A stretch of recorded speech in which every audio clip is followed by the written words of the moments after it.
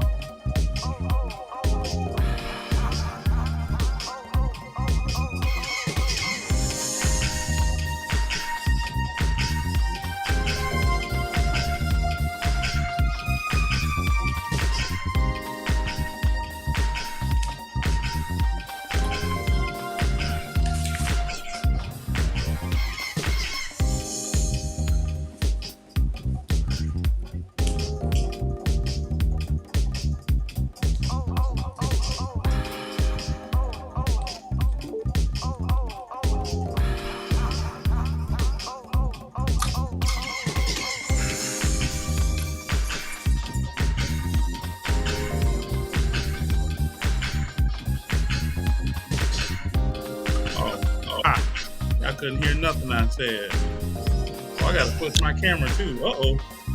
Uh oh.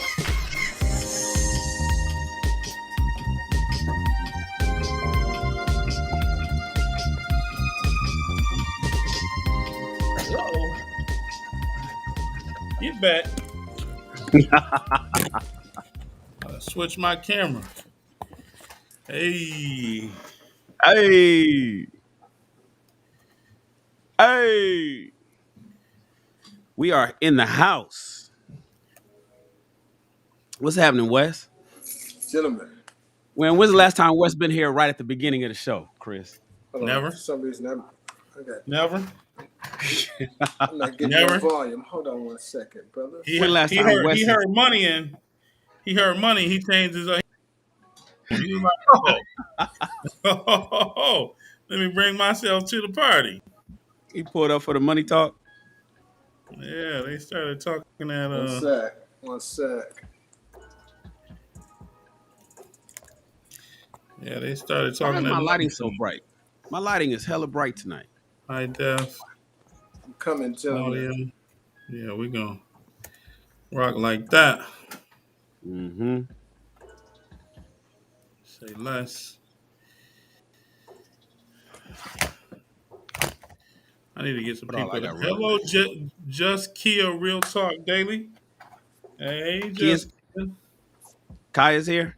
Kaya. I'm sorry, Kaya Kia, the fierce knight, nitress, woman, beautiful queen. Austin off script. I've been busting this table down like I'm a waitress with this Lysol wipe. My kids and do a good job. Lakeisha Michelle. Lakeisha, is it Lakeisha? Lucky Oh, Murray. Lakeisha. Good Lucky's here. evening. Good Lakeisha evening. is here. Everybody's here. I haven't. I'm getting everything set. I'm gonna come look at the chat in a second. Say hi to Don't worry, they everybody though. saying hi. Hey. Y'all listen, Wes is so on point that he brought his shirt and everything. Wes ain't playing. Yeah, because Oh, we had a meeting. Mr. Wonderful, this is my new shirt. Let me You see. got Is that the one that you got that you had made? uh-uh. That ain't the one that you had made. No. This is one I just did. It's a whole lot of me, and then on the back, I don't know if you can see it. It's Say backwards. masculine energy. So a whole lot of Oh, a whole lot masculine of me. energy. Oh, Yes, okay. sir. All right. I All gotta right. make the me bigger though. Like I gotta make this bigger and the bottom bigger. But we out here. I told you, you need to get with me on the clothes. You know what I'm saying? I'm a genius over here. Oh, okay. All right. Like I in can other learn words, something from you, and I can learn something from you in some fashion, huh? no, I'm just saying I got ideas. I could just, just be shooting them to you. You feel me? Yeah. Who's all here? Oh, Sheet is here. What up, Sheet? Oh boy. Austin. Oh, Doc. Oh, that's Dr. Julio. That's Julio from Clubhouse. What up, Julio? You're not talking about dude that's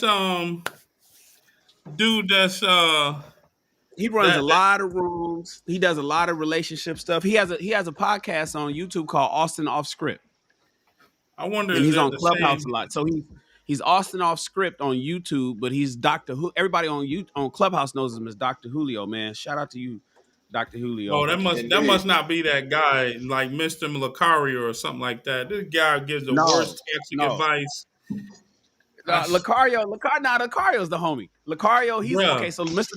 he Lucario's gives on trash Clubhouse. advice. He's on Mr. Lucario. Listen, Mr. Lucario is he's in a polygamous relationship with his wife.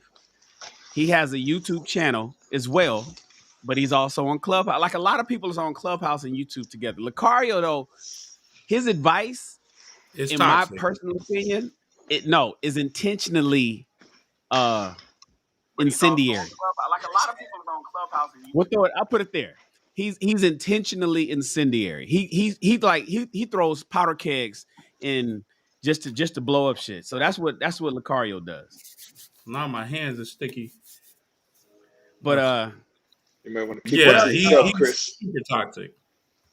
Kaya's here. Lakeisha is here. Lucky is here. Red Lipstick Vibes is here. What's up, y'all? Mr. Awesome, my guy. Salute.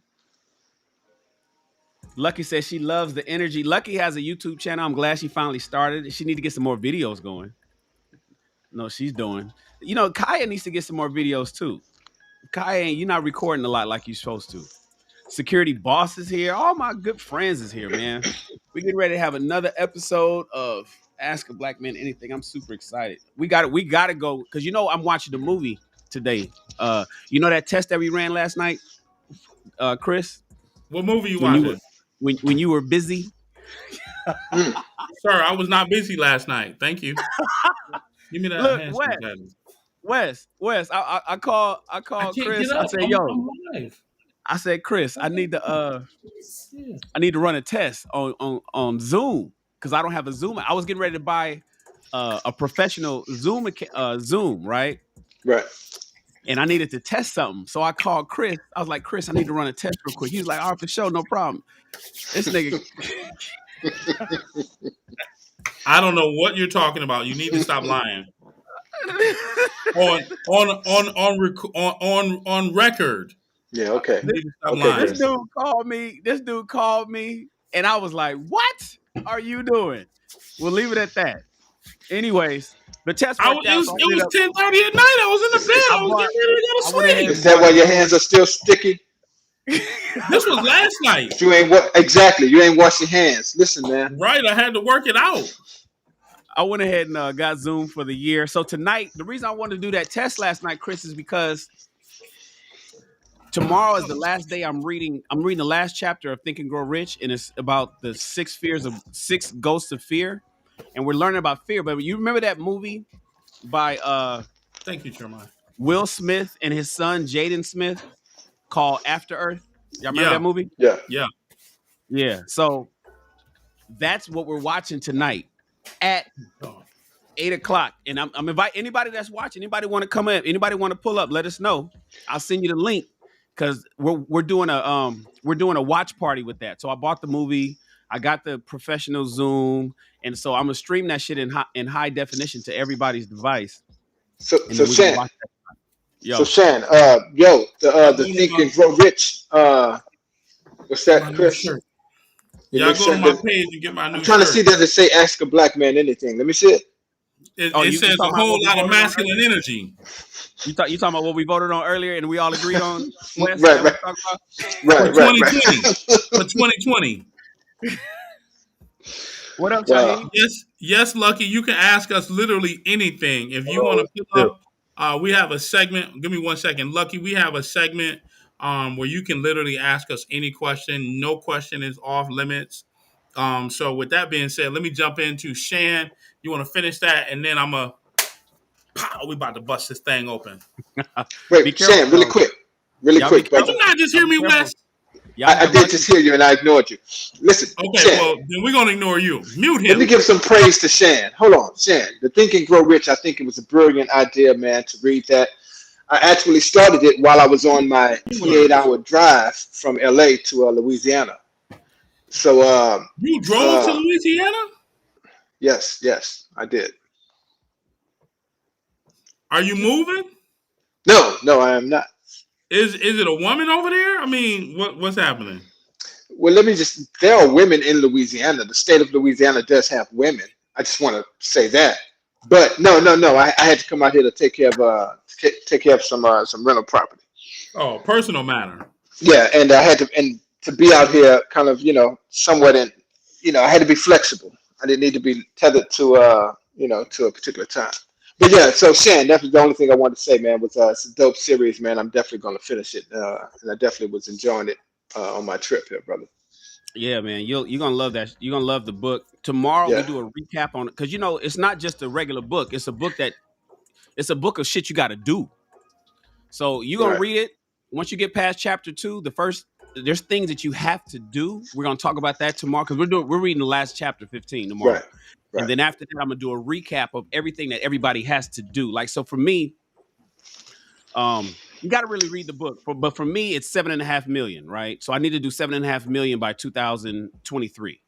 But in order to reach that goal, because I've never made that much before, there's a series of things that I have to do that this book is telling me to do, and I can't deviate one bit. I got to do all of it. There's only one thing that I don't have to do, which is tap into the sixth sense. Which and so that's only if you want to do things on a grand scale. But I'm gonna actually do that as well. But everything else, everybody actually has to do. And so we're gonna do a recap on that. So read that book, man, and then we start reading something new. Monday. So we got a whole new. It's a book club. So also on my channel, it's like a book club, and so we got a whole new read on Monday. And people just want you guys if you want it, and that's gonna be a quick one. We're gonna be done with that in like a week and a half. And so if anybody wants to tap in with that, we can. I'm on the wrong So, page over here. All right, Yeah, let's man. go this way. Shaheed, my brother, Bill, what's going on? How y'all doing? young bull. Boom. We are set. No, my bad, young stallion.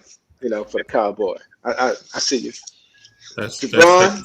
Anyways, What's going on, brother? where are we? All right. Right? No, that's not where we are. We are right here. Good evening, good evening, good evening, everybody. Thank you for that small little snippet, Mr. Super Producer, Mr. Wonderful. We're gonna call you Mr. Wonderful. The Black Mr. Wonderful. That's an inside joke. I'm gonna go ahead and rest out with. Anyways, welcome everybody to Ask a Black Man Anything, and I see we already have a budding question. But you have to ask. You got to come live. So you want to hit the link in the top of the chat if you want to ask us a question. We want you to come up, but you can also ask it in the link. We want to interact with you because you might have some more follow up to your question. But anyway, I am Chris Davis, co-host of the show with these great other co-hosts with me. With that being said, I want to bring it to my man from the dirty South, Mississippi, Mr. Mississippi himself. Go ahead and introduce yourself, sir. Yes, sir. My name is Jerron. What's going on, everybody? It's good to be amongst the brothers as well. As always, man. Glad to be here tonight. I am Jerron, licensed clinical therapist from Jackson, Mississippi, down here in the South. Looking forward to the discussion tonight. And with that being said, I'm going to pass it back to you, Chris. Appreciate you, good sir. Mr. Cowboy, straight out of LA, down in you know where. Go ahead and do your introduction, sir. It's the deal, Shaheed Muhammad, out of Los Angeles, California. Once again, boots on the ground. I don't know if y'all can hear. I got the city behind me right now, so it's going to be kind of loud, but excited for what we on, episode 20? Episode 20. Let's get it going. Yes, sir. Mr. West, Mr. West. Yes, sir. Yes, He sir. say he from Laura, Alabama. I mean, wait, LA? Which LA you from? Laura, Alabama, Louisiana, Los I'm from Angeles? I'm from both LAs. I'm in Louisiana currently, the hometown, but residing in Los Angeles, California, and autistic IQ on all social media. And I'm ready to get into it, fellas. Appreciate it. And the Black Mr. Wonderful, go ahead and tell us a little bit about yourself. Give us your introduction. Now I'm assuming that's me. My name is Shannon Rawls. Shannon Rawls on all social Twice media. married, twice divorced. I talk about the two But you ships, Yeah, I got it. two ships. mentorship and relationship. You got it down, baby. You see, that's branding.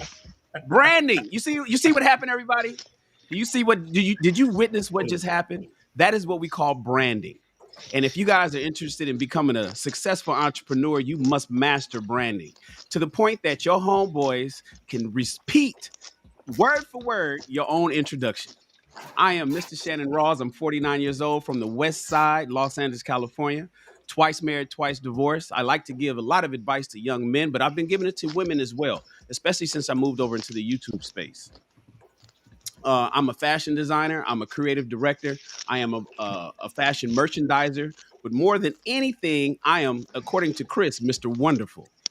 I talk about the two ships, relationships and entrepreneurship.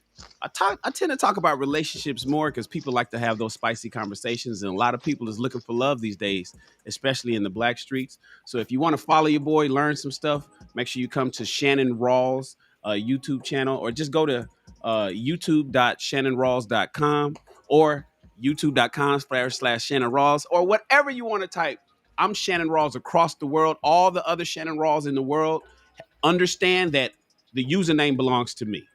It's about 8 of us on the planet Earth, and they all other 7 of them say, let Shannon Rawls have the username Shannon Rawls. So you can find me anywhere that way. And I appreciate you guys being here. Thank you so much. We're gonna have some great topics. And I'll throw it back to my man Chris. He is now officially the Black Mr. Wonderful. He pulled out his whipping chain at least once a month. Um,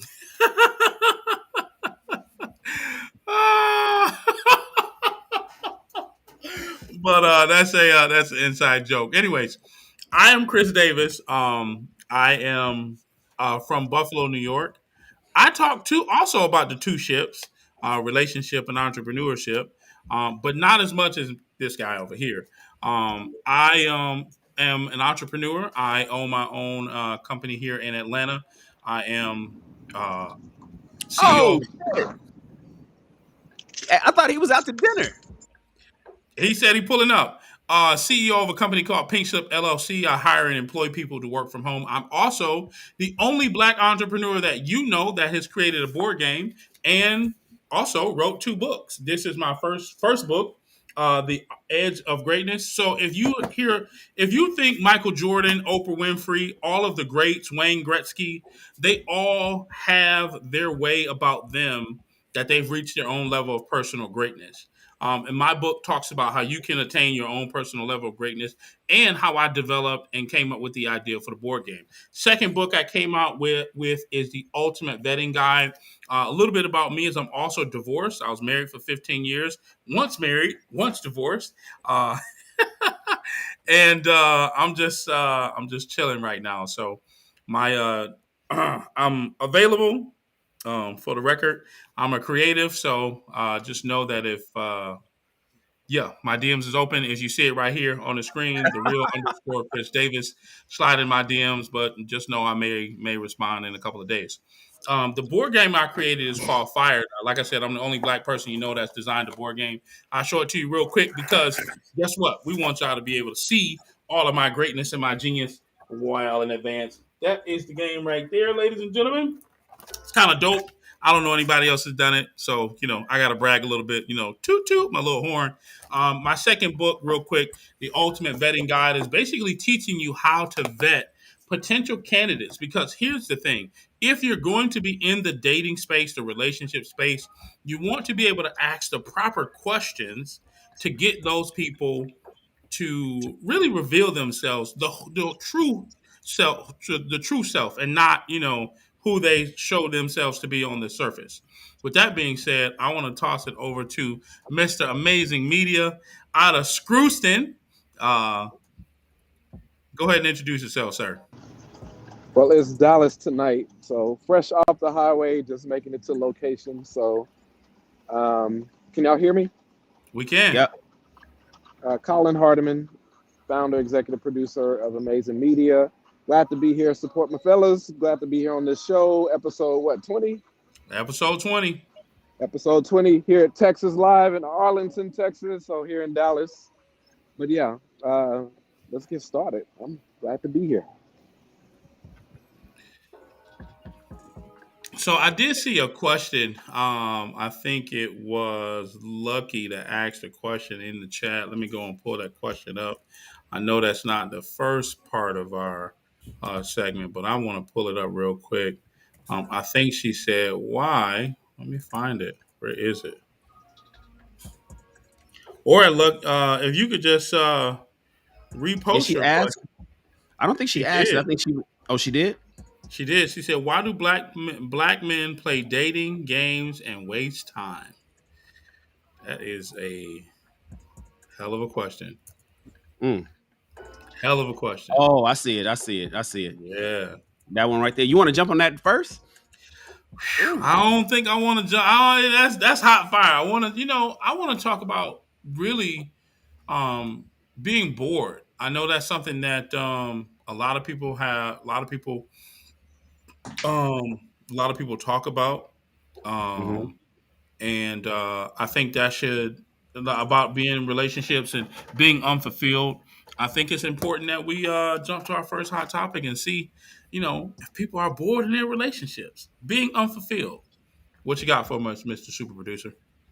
All right, cool. Let's run it real quick. Shout out to my man Uncle Stu. Uncle Stu, I appreciate you, brother. Hit us with the $10 super chat. What does Uncle Stu say? He says, Shan, I got your message. I will give you a date soon. Yeah, me and Uncle Stu, we're doing a collab. So one big thing about YouTube, and one thing that's really helpful, is collaborations. In the YouTube space, we like to do collabs to help. Uncle Stu, he's over here. He really does. He hasn't been on my show, but maybe once or twice. But he blesses my show with super chats all the time, all the time. And so we're really trying to get Uncle Stu so he could get monetized. So everybody that's watching, please go search for Uncle Stu, the old man on the block, and then give him a subscribe. We're all about sharing and caring and subscribing to each other. Remember, everybody has an unlimited supply of social digital currency. Your social digital currency bank account has millions of likes and millions of subscribes. So please use them. Subscribe here to our channel at Ask a Black Man Anything as well. He says he's just showing some love and support. He from the west side of the East Coast. My name is my brand, showing support, dropping wisdom in life, dating, and marriage. If that's what you guys are looking for, and I know it is, that's why you're over here with us. Please support my man, Uncle Stu, the old man on the block. Thank you, Uncle Stu. We appreciate you for the $10 super chat, man. Listen, tonight, you guys seen the picture. You seen the photo. You know, I'm bored. There's a video that kind of went viral. I'm gonna play the video. It's not that long, it's just a few seconds, but I'm gonna play the video. And then, brothers, we got a question for you. This is our hot topic for tonight. And I think a lot of people, and this is a question really for a lot of people, it's gonna be for women and men. This is a question for women and men. But fellas, we're gonna do a roundtable real quick and see what you guys think it is. Let's watch this video and tell us what you think. Hold on one So it second. might not look like it, but I was married for 5 years, and it wasn't. Hold on. I got to get used to this format that we're using. I'm not used to this particular one. All right, hold on one second, guys. Let's get this going.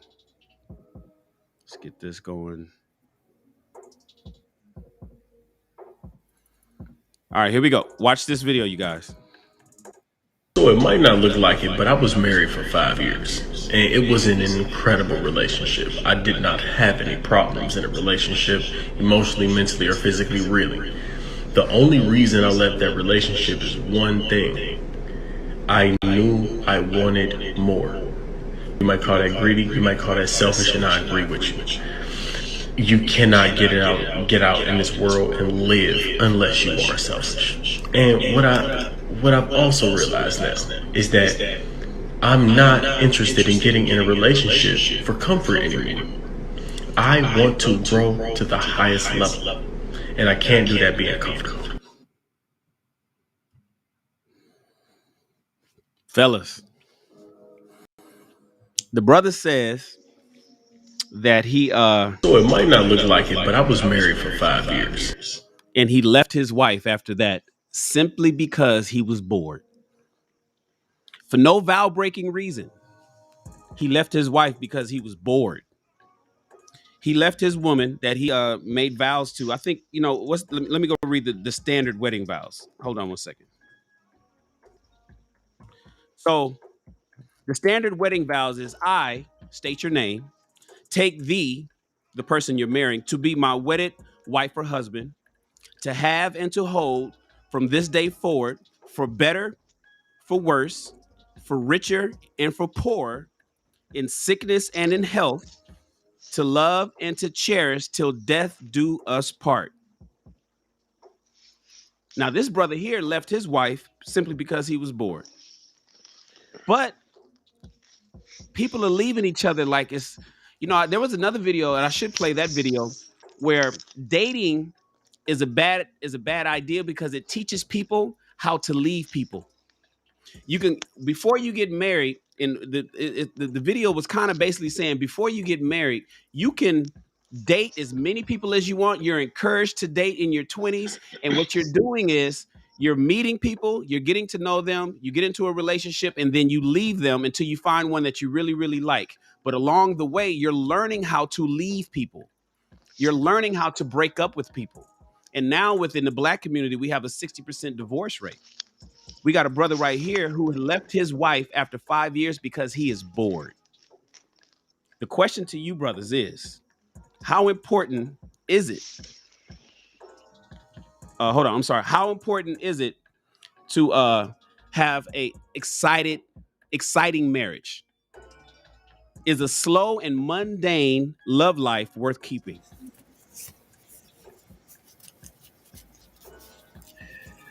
So I'll jump in first. Being that I was married 15 years, not sure how long you guys, my fellow divorcees, have been divorced.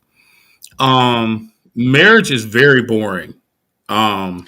Very, very boring, right? I mean, and what I mean by boring is it's not exciting at like having multiple women, checking your phone, deleting text messages, making sure your passcode is safe, hiding, cleaning up your house when somebody comes over.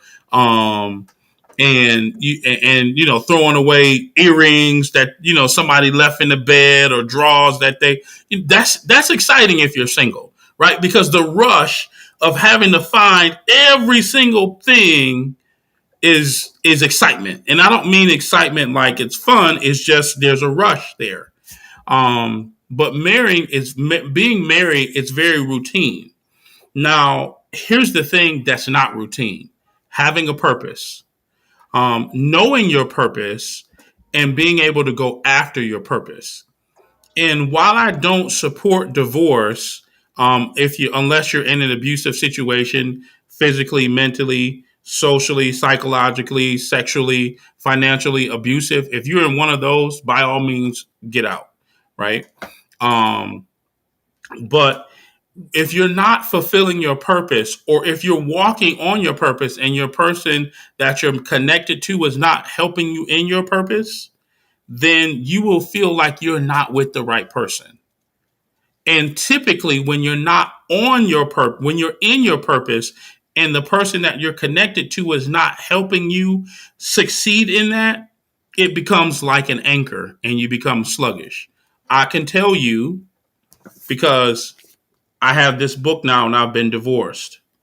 I have this book now that I started in 2007 and I'm now divorced. This book I started in 2008. I started writing this book. It wasn't finished until I got divorced. I wrote 2 books on my purpose. I'm in my purpose, writing, being a creative. This board game was published in 2015, the year that most of the drama started happening, and I really haven't started pushing it until now. So I can assimilate or attest to being in a relationship where I wasn't completely on my purpose. I knew it, but I was also being held back because my person that I was with wasn't 100% helping me. And I'm not saying she was doing nothing, because that's not the case. She, I just don't feel like she was helping me the way I needed to be helped, the way I think that my next wife should help me. Anybody else? Obviously, I've never been married, but I've been in many different relationships, and just I think the marriage is what you make it. Like we have, well, a lot of people have such a traditional view on relationships, and they don't adjust or adapt the relationship to current times and current circumstances. Like you can't be in a traditional marriage or relationship without the traditional values. You know what I mean? Like, um, I grew up in a home where my father was the breadwinner. My mother didn't have to work. Uh, I just learned, that my father told my mother, you could throw your social security number away. You're not going to need it. Um, so that, that's that's a lot of people want that, but they don't want to do what it takes to uphold that. So then that's how you get in these relationships where you're bored and it's not working because we don't like to adjust and adapt. Like as many people know, like I'm not a traditional monogamous man. You know what I mean? If I go into a relationship and I say, hey, I'm not a one woman man. I'm not gonna go in, I'm not gonna commit to a relationship with a woman that wants that. You know what I mean? My woman, we look for women to take on dates. So I don't understand the idea of a boring relationship, but I can see how relationships can become boring because you allow them to become boring. So I can't really relate. I'm not married. It's always gonna be some spice and some vibrations with me. Yeah, I agree with you though, because I'm not married either, but you just said a great point. It's a marriage, and so in a marriage, it doesn't matter if you've been married 10 years, don't matter if you've been married 5 years or so. There's gonna be some ups and downs. I mean, it's just like in a normal relationship, you have ups and downs. You have good times, you have bad times. Every moment in a relationship or marriage is not going to be exciting. Now you're going to go through some times where things can get boring or things can get a little bit more routinary. Unless you step in and make changes to it. I feel like a lot of times in marriages, and I've never been married, so I can't, really speak on it, but just in doing the work I do, a lot of times people get complacent, they become so used to doing a routine where they do everything the same type of way every single day. And eventually that kind of sets in, that gets boring.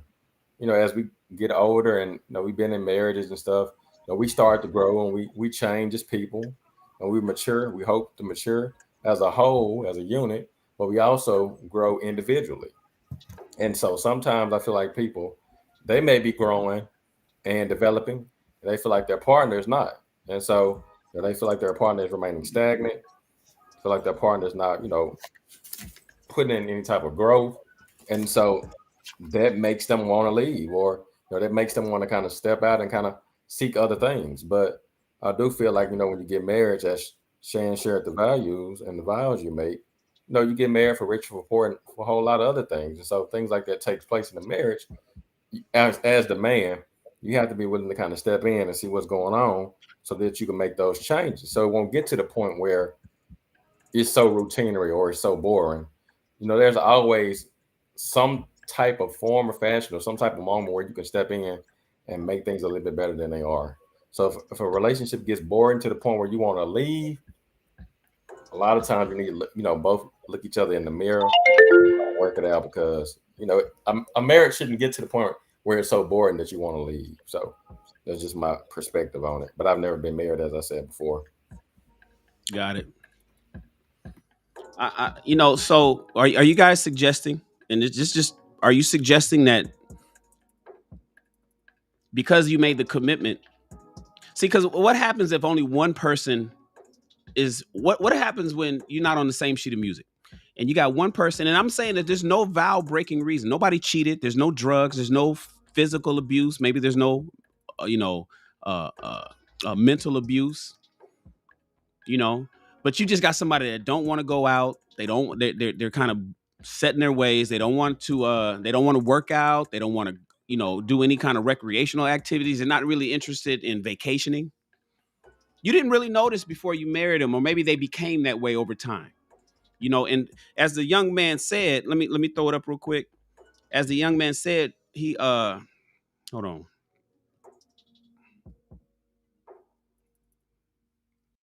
Where'd he go?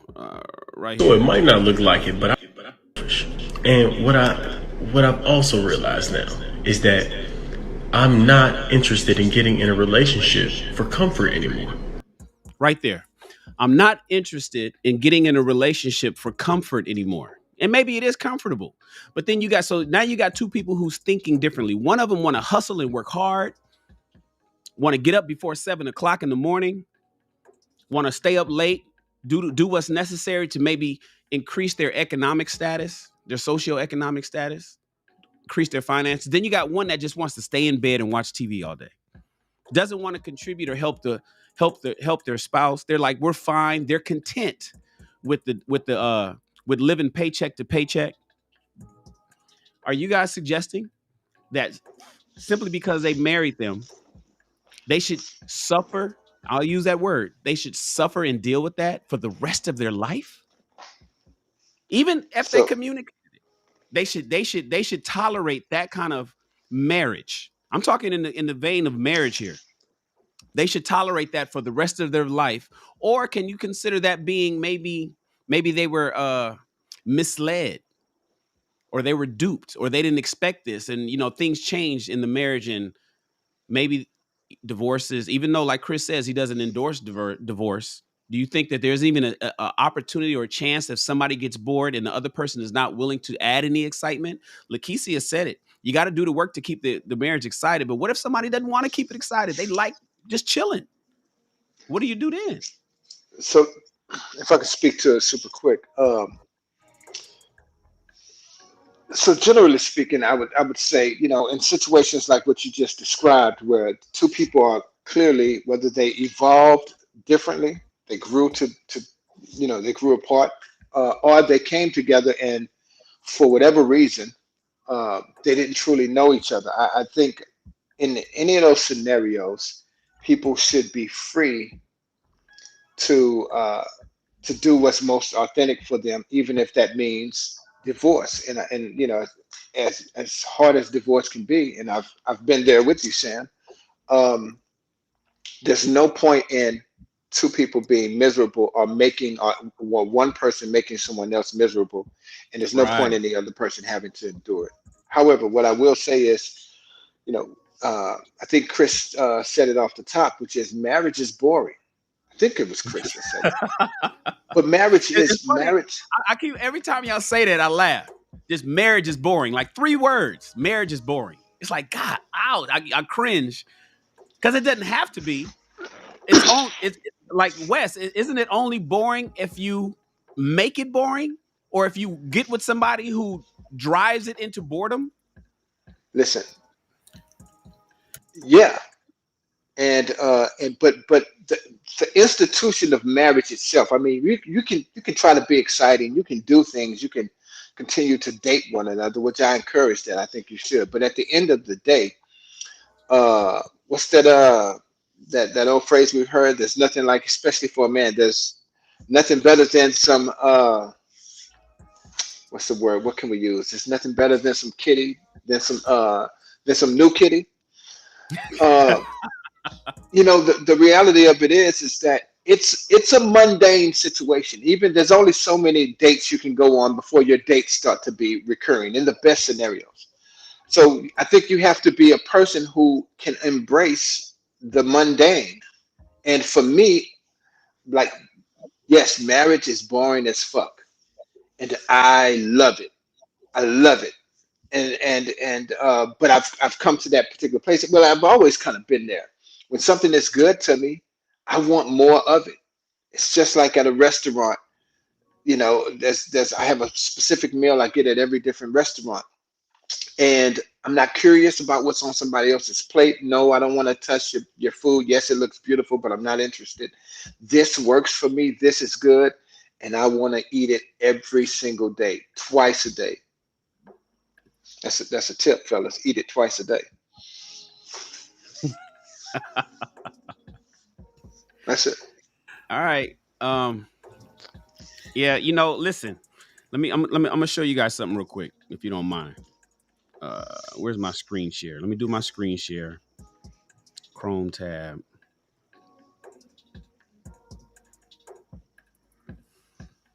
Right here. Oh wait, hold on. Right here. I'll make it big. I posted this on my Instagram a couple days ago. Right now, it's the I thought the argument would die down, but it seems to it's continuing and continuing and continuing.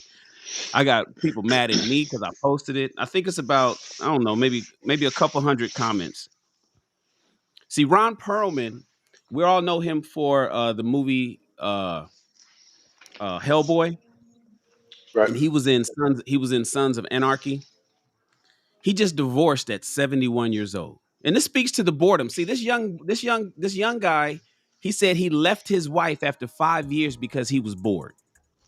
He left his wife after 5 years, not for any other reason other than I'm bored with her. I want to move on to other stuff. And he divorced her, which is I'm just I'm keeping the conversation going. Ron Perlman left his wife after 38 years. They were married for almost 4 decades. He got married to her at age 33. He divorced her at age 71. Now, I don't need to talk about the details of the divorce because that was the nature of the post. But the reality is, how do you divorce somebody after 40 years? And what do you have to endure to drive you to the divorce court to want to leave somebody that you've been with for 4 decades? See, the thing is, and this is where this is the argument I'm making for the kid that just said the video. Should he go down the route of Ron Perlman? Should you fellas go down the route of Ron Perlman? Yes, let's do what we can to keep it excited. Okay, cool. It's boring after 3 years. We just got out of the honeymoon stage. We're trying to work it out. All right, fuck it. I'm going to stick with you because I'm supposed to. I'm going to hang in there because I'm supposed to. So you make it to year 10. The sex is the same sex. I use the example that people say, take all the music in your phone, go to iTunes and delete all the songs except for one. You got it. You got all your entire music list, all the CDs you bought, all the albums you purchased, all the singles. Delete them all. You get to keep one song, and you get to play that one song over and over again for the rest of your life. That one song is the only song you get to listen to. And so you say, man, this song is boring after 5 years. Do I jump ship so I can go listen to some other music? Or do you continue to listen to this song until you die? After 10 years, you say, okay, look, man, I'm gonna stick it out. 15 years goes by. It's like, damn, it's the same song. I'm having sex with the same song. I'm talking to the same song. And after 20 years, it's like, God damn. Ron Perlman made it to 38 years. And he said, I can't take it no more. And based on his divorce settlement, which he agreed to, which he broke according to the reports, he broke his prenup.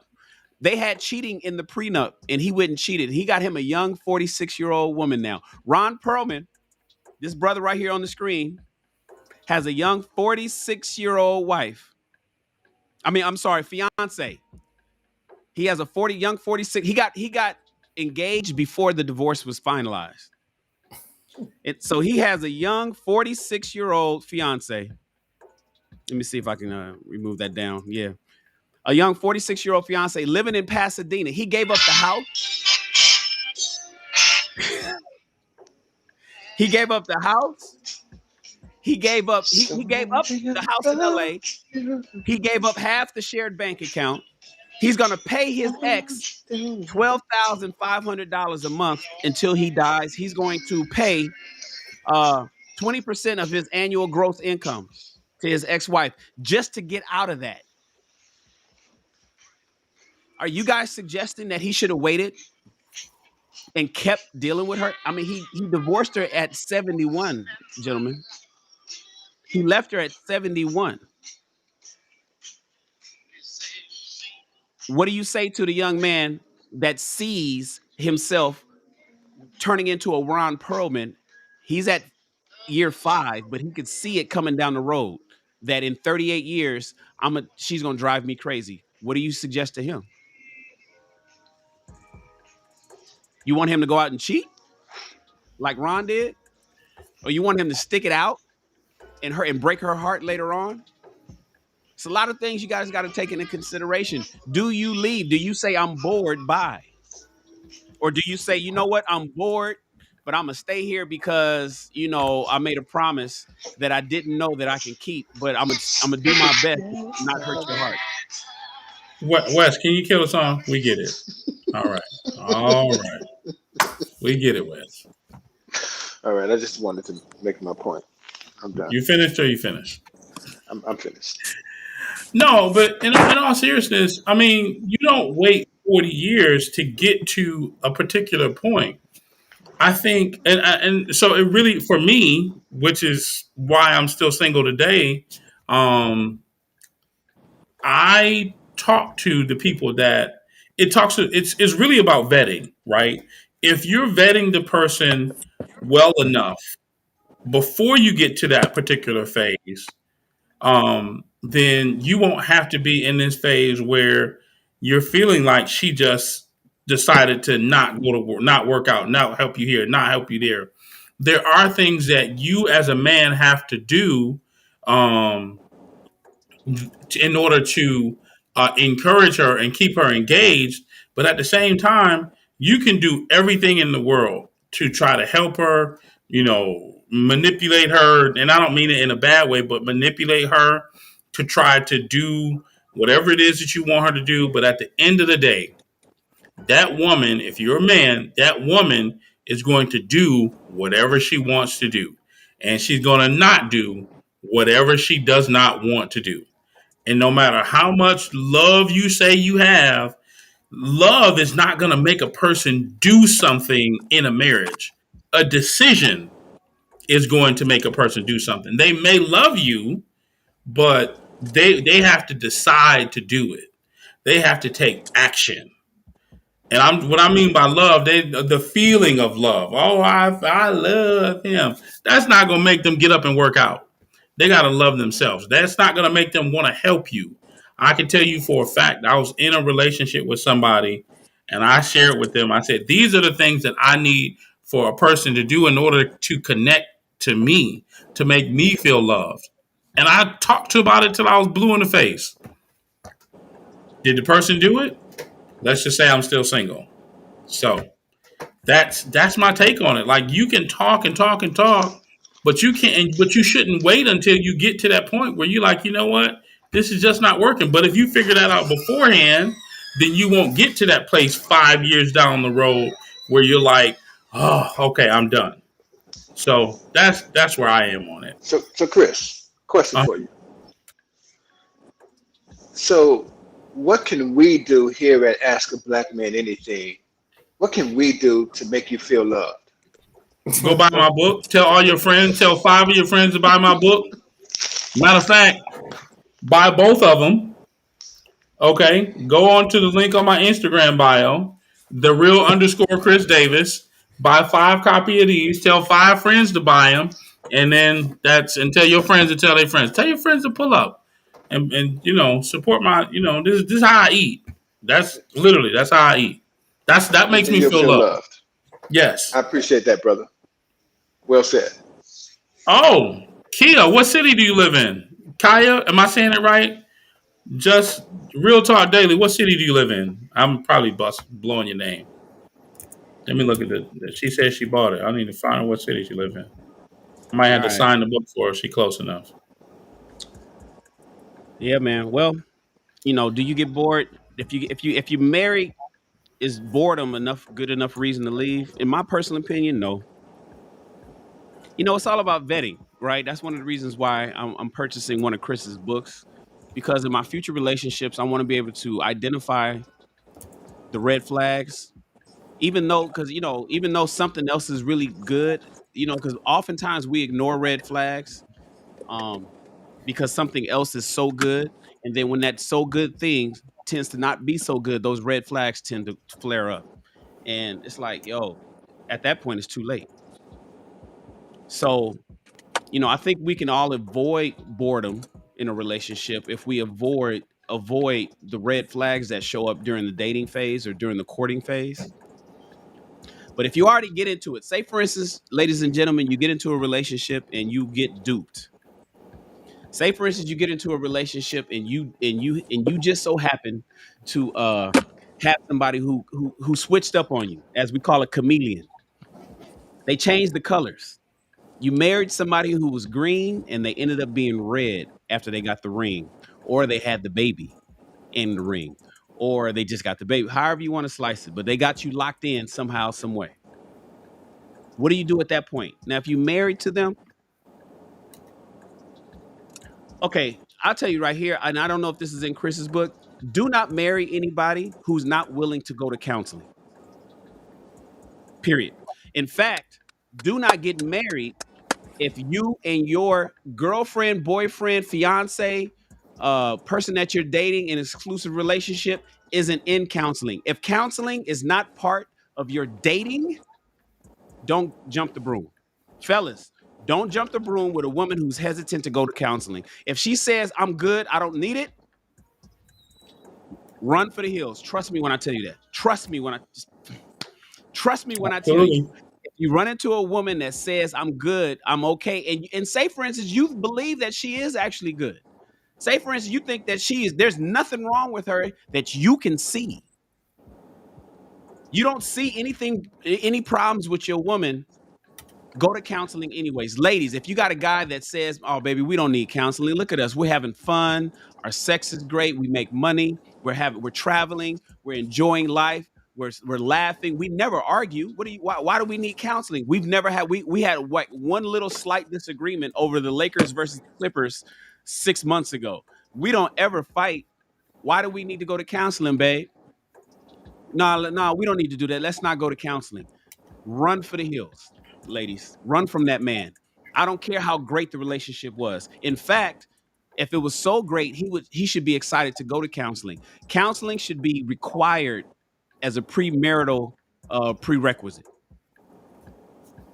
I didn't know that. I wish I did. I would have learned things about me that would have made me a better husband. I would have discovered things about myself that would have made me a better husband, but I didn't do that. I didn't do any. I did zero counseling. I've been married twice. Both times I did zero counseling before I got married. Zero. Didn't go see it. Didn't sit down and pay anybody $100 an hour for nothing. Big mistake. Biggest mistake of my life. I will never. If I ever do get married again, and I'm on the second half of life. I'm touching 50 years old. If I ever do get married, there's no way I'm jumping the room and I don't include counseling as our dating process.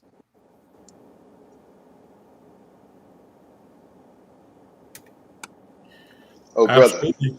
brother, you are doing Did I this drop the mic? for the Somebody record. pick up the mic. Somebody pick up the mic. Did I drop it? What happened? Not For Robert the been record, divorced? I was going to say for the record, Shan, you are doing more than touching 50. You are molesting it. You are you are caressing and assaulting it for sure. I just wanted to make sure I said that. Y'all help Wes. Y'all have to understand Wes is feeling all the love right now because y'all. Matter of fact, we're gonna find you a woman that you can caress and love down there in Louisiana Hey, hey, okay. because you we got to help you, Wes. See somebody you can Indeed. mud wrestle with. Birthday suit mud wrestle. And now we Anyway, talk. so Wes is 49. No, Wes is 50. Wes is 50, and he's in LA. Real Talk Daily. He's in LA. 49 or 50, one of the two. I don't know when he turned 50. 50. Oh, yeah, I think he had a birthday. Um, I'm sure he had a birthday this year already. I'm the only great one left. Team Capricorn, my birthday is in 15 days. So if y'all want to buy me a gift, just go to my Instagram and buy my book. So that'll be the perfect gift. And tell 3 of your friends to do the same. 3 to 5. Great. Thank you very much. Anyway, so I want to get to the question that was asked real fast about why do men play games in the dating scene. Um, are you the young lady who asked that question? I have several questions that I want to ask you as to what you feel are games. So if you want to hit the link at the very top of our chat, if you're on the Ask a Black Man Anything YouTube page, um, do that so we can come and ask you some questions to kind of get some feedback. If you got your bonnet on, that's okay. We don't mind bonnets. I mean, you probably take pictures in your bonnets and you find anyway. So, Hakuna Matata. But Mr. Loverman, we'll go with Shahid. Why? Yeah, you do have to call in, Lucky. Please do. Just hit the link at the top of the chat and jump in on with us. Shahid, what's your take on why men play games in dating? I don't even know what a dating game is. I mean, uh, and wasting time, like a woman can't dictate whether or not I'm wasting my time. Now, if I'm wasting her time, that's another story. But I might not be wasting my time. I might be properly vetting, and you might not have, you know, piqued my interest enough for me to pursue you any further than I have you. You know, with me, when I date, everybody has a ceiling. And you know, some women hit their ceiling earlier than others do. But I'm not the type, I don't throw people away. I just deal with you in the capacity that I can. You know what I mean? That I can max you out at. If you just a woman that is cool to go on dates with and you know go to the movies with, that's what it is. That's your ceiling. Some women, it's like, you know, your ceiling might be higher than that. You can meet my loved ones, you can meet the family, etc. So just because a man might not be necessarily meeting your standard or yours, you know, measure or whatever it is, that don't necessarily mean he's playing games. You know what I mean? If you think a man is, or anybody, if you think someone is wasting your time and you still are wrapping your brain around why they're wasting your time, you wasting your own time. Like I never will sit and think about why is this person wasting my time, because it's a waste of my time. You know what I mean? So I don't know. I can't really like, I think it sounds like some people might be wasting their own time. Got it. I don't know, man. You know, why do black men play Hold on. dating games? She just said that's, sorry to cut you off, Hmm? but Shan, she just said something interesting. She said that, sir, is a game. Why date when your intentions aren't longevity? Why do my intentions have to be longevity? I might just want somebody to go out on a date with and do nice and fun things with. I don't set my parameters based on what someone else may do. But I'm also very clear in from the jump that I don't set my intentions. You do. So if a woman does not want, if I don't desire to make a woman my wife, that's not my fault. That's her fault. If a woman does, if I don't, Wait, huh? Wait, if I explain that, don't, Shahid. No, I get that. I get that 1,000%. if I I don't don't, Yeah, understand if it. you don't feel Break it down. inspired, right, if I don't have the desire to make a woman my wife, that's not my fault that my intentions aren't to make you my wife. You're not fitting for a wife to me. So why is it like my fault that I don't see you as a potential wife? I'm not just going to set out my intentions to go get a wife and you don't fit that. You might just be the woman that I just like to take out as arm candy and you look nice. You might not Man. be wife material. That's just the reality. And what it sounds like is, you Ooh, know, women don't want to hear that. there's a conversation around pressure, right? You know, should I apply pressure to a woman? But the truth of the matter is, most women that I've encountered, and you see it all on Instagram. They sit back, they showing when they doing the camera right, they showing their body, they turn in the mirror and showing their butts and this and that. That's cool. Flaunt your assets, but that's not what's going to make me want to say, hey, you know what? I want to be off the market permanently. So I completely understand that, Shahid, when you say it's not my fault that you're not big rising to the occasion. Like if you want to become a wife, more specifically, a wife to Shahid or myself or anybody else, then it's not a game. It's you're not doing the right things to get position yourself in the right place. And so many women nowadays that I've come across are like, you know what? I just got to be pretty. No, you have to do more than just be attractive. You got to make sure that man feels fulfilled. He feels connected. He feels loved. He feels supported. You have to do those things. And if you're not doing those things, to the level of his expectation and he's not doing those things for you, he has no rhyme or reason to say, you know what? I want to marry you. I look at it like this. Why doesn't this man want to commit to you after 2 to 3 weeks of dealing with you? That's how I see it. Why is he not why is he not rushing to to close the deal, to make you his? And see, and this is the reason why I wanted her to come into the chat, because I have way more questions, and she's asking a lot of questions, right? So I knew that there will be back and forth dialogue, which is why I'm saying, type in your browser, Lucky, join.aabma.live. Call. Um, Call. It Call. I'm sorry. changed. Call Call dot. I see it now. Call.aabma.live. You want to click on that link, and then you want to join the conversation so that we can have this dialogue, because I think that it'll be important for you, for one, for us to hear your tone, and two, for you to be able to address everything that we're saying versus just do it in chat, because now we got to look at chat and wait for you to respond and things like that. So please Mhm. join us. We'd love to see your lovely face. No, It no, no, sounds no! like Don't stop. You don't have to come on camera.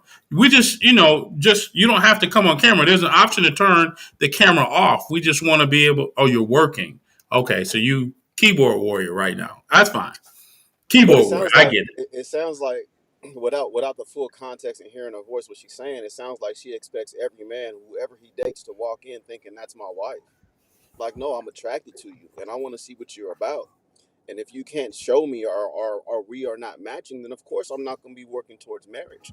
I may want to give it a second or a third date to see where it goes, and then, like Shahid was saying, it's like, well, you're the arm candy. You're the person I like to take out. We can have a good time, but I don't see you having a long term future with me. And as long as that's articulated, then it's not a game. I think a lot of us, as we're younger, we may go into it and it's just a game. We're trying to get what we're trying to get. As we get older and we mature, we're looking for a wife, but we can't go into our first date thinking that that's my wife. Like, if I Correct, because I ask don't you know out, you. I yeah, don't know you. hmm so I kind of feel, again, without context, just with her texting back and forth, like, why even ask him out? Well, I gotta find out that way. That's part of the vetting process. That's step one. So Right. So the thing is, I think she asked a question like, why do I date you if I don't plan on, going long term, or why continue to date? The thing is, that's so for me, my vetting process now is going to last at least 9 months, at least 9 months. And here's what I think I'm going to do now that I wasn't doing before. Damn. If I and here's what's, and listen to this though, Shan. I'm gonna this might, because before I was like, you know what, meet match marry, meet match marry, meet match marry. That's where I was. Now it's more like I'm gonna date and I'm gonna court you, and you're gonna just have to be okay with not having a title. And if you're the person that I want to become exclusive with, I think where I am now, instead of being exclusive, because relationships really mess people up, and that's a whole nother level of conversation. Um, um, So you're I'm not going dating to anymore? So I am, but I'm doing it completely different, because what I was doing was wrong. So I'm just gonna date and I'm gonna vet for 6 to 9 months, and if I feel that you are the type of person and you meet my core needs, you're the type of person I want to marry. I may not even get into an exclusive relationship. I may just propose, because that's where I am. Because what's the point of being boyfriend girlfriend? Like, and wait, like the only point of being exclusive is to really vet you more. And I need to see. I can still see everything I can see without you taking me off the market or me taking you off the market. And if you have an issue with that, that's your own personal insecurity and not mine.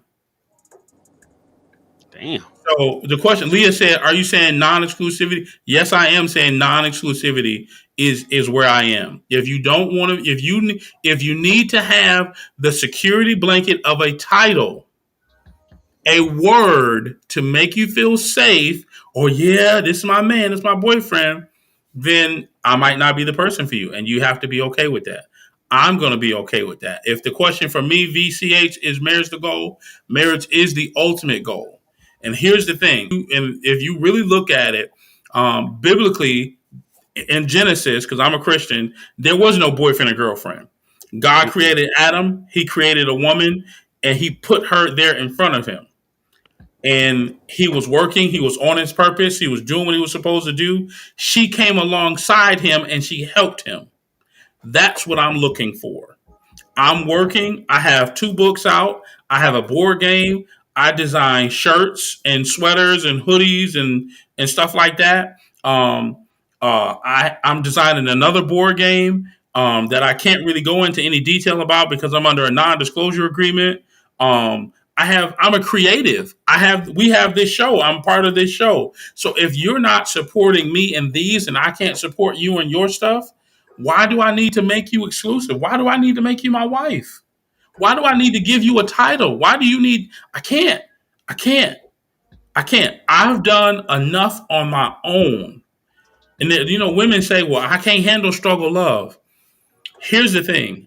In every endeavor, I should not struggle with what I'm doing. I should not struggle to be putting my books out. I should not struggle to have content for my Instagram page. You should be able to help me in any way, shape, or form. And I agree with you, Kelly. It did not take 9 months, but I said it. I think I said at least 9 months, or it's not gonna. I'm not gonna just make a decision in 6 months. I don't know enough. I can't know enough. And if a person believes that they can know enough in 6 months, golly, I've dated women, and after 2 months, they're angry with me because I didn't give them a relationship. After 60 days, I don't know anything. I don't know their credit score because it's just me checking out your personality. I'm dating multiple women dating multiple people. So you may not have 60 days of my time. So that's where I am. I mean When the was dating? When was dating invented? and that's crazy. That is a crazy question.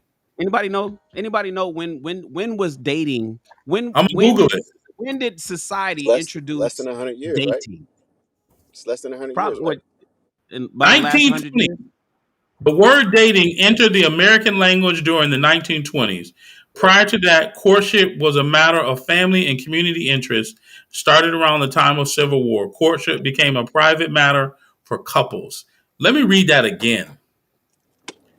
Courtship was a matter of family and community interest. Courtship was a matter of family and community relations. Yes, let me address that. Every woman that I date, I have my book in my head. I've read my book so many times. I know the questions to ask, and then I ask myself, how do I feel about what they said? So, like, I give you an example. If I'm dating a young lady and I say, what's your credit score, and she tells me that her credit score is a 590. I immediately have to assess, how do I feel about her answer.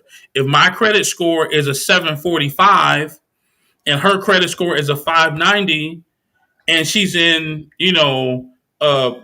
bankruptcy, or she had not let's say she has all negatives on her credit and she hasn't paid a bill, do I want to be with that person just because they're a good catch? I don't know. I don't think that's a good idea. And now, can I help her? Now, if she's working towards something, that's different. But if she never pays her bills, yeah. Now, I get it. There are certain things that happen. Life happens. Life happened to me. I got divorced and I had to shut some things down. I get that. So it's part of the process. There's a process in it, right? If we talk about it, oh, my credit score is a 549, and this is my plan, and now I have to watch her for the next 3 months to see if she's going to actually put that plan into action. Because if you talk about it and then you don't be about it, then you're an anchor. You're pulling me down versus pulling me forward. That's where I am. Well, I'm trying to see. No. Who said dating equals sex? Why do women automatically believe that dating equals sex? Well, All I would right. say So women. Why is that a no, no, question? no, but you don't get to do that. Okay, does it equal sex? Don't It fuck the assumptions. Make can. it clear. It can. But it doesn't have to. Okay, but I we don't ain't have, talking about. We're talking about Chris. Yeah, I'm gonna call your bluff on that, Yeah, Chris. that no, don't that's fine. don't be talking hypothetically, nigga. No, If you listen. want, if you trying to get I some pussy and will. not, Listen, I don't have sex with every woman that I've dated. And I've dated tons of women. I have not had matter of fact, there's a lady I've been dating since Stop the cap. there was a lady I was dating for three Stop the cap. months. 3 months, no sex. Three Well, I would months, I no would sex. argue that you may not have actually been dating her, but continue. Hey? Wow. all right, all right. No, I feel you, Chris. I hear where you coming from, man. What you basically saying is, look, I ain't making that. I ain't making these mistakes over and over again. I need to know the background. I need to do a thorough background check. We're doing top secret clearance background checks now. We're not just doing fucking credit checks. A top secret clearance background check sometimes takes 3 months, 6 months, depending on what level that you're doing it, because there's levels even to that, right? Yeah, because here's the thing, Shan. Have you met somebody and on paper they are absolutely dope? They make you feel good. They make you excited. He said Chris knows he's going to. I do. I have been to Pound Town. I'm not gonna lie. I've been to Pound Town before. I'm not gonna lie, but I'm not doing that with every single person Based because on your standard, Chris, how long have ask a black man? How long we've been doing this now? Almost a year. So based yeah, on your standard, I've been dating every woman in the chat for about almost a year now. Continue. Wes, you should be married now to half of these women. Matter of fact, what's that lady name? The one that used to always come. Don't do that. Stay focused. You were making the point, brother. I apologize for misdirecting you. Please continue, sir. Now he don't want me to get on him. Anyway, no, but no. In all seriousness, so see, the thing is, so some women think that they know how men should date, right? And so they want to tell us what we should do. But here's the thing that a young lady friend shared with me, and I believe is true. When a man realizes that he holds the cards, he is a dangerous man when it comes to dating. That's what a young lady said to me. I don't have to pick you just because we're cool, we get along, you're beautiful, you're smart, you're intelligent, you have a house, you got a car. I ain't got to pick you just because of that. Those days are over now, right? Courting, if you look back at it, the definition said courtship was a matter of family and community interest, which means that for me, it means that we got to have our community has to be better because you're coming into my life and I'm coming into yours. So the families should get together. That's a whole nother level of stuff that we ain't gonna talk about. So yes, Wes, you should have been married.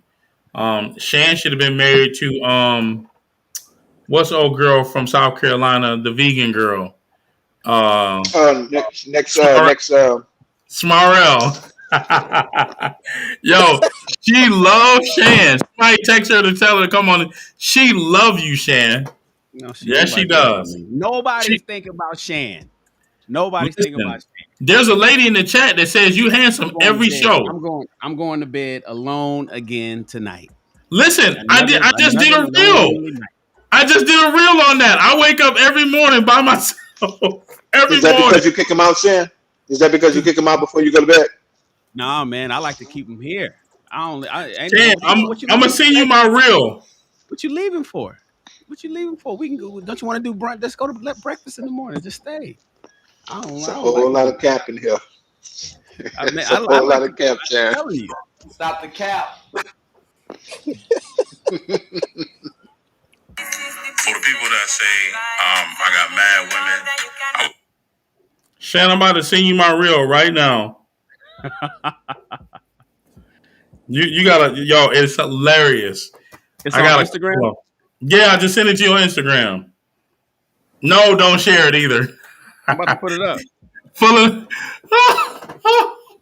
I'm about to put it up. It's already public. Put it up.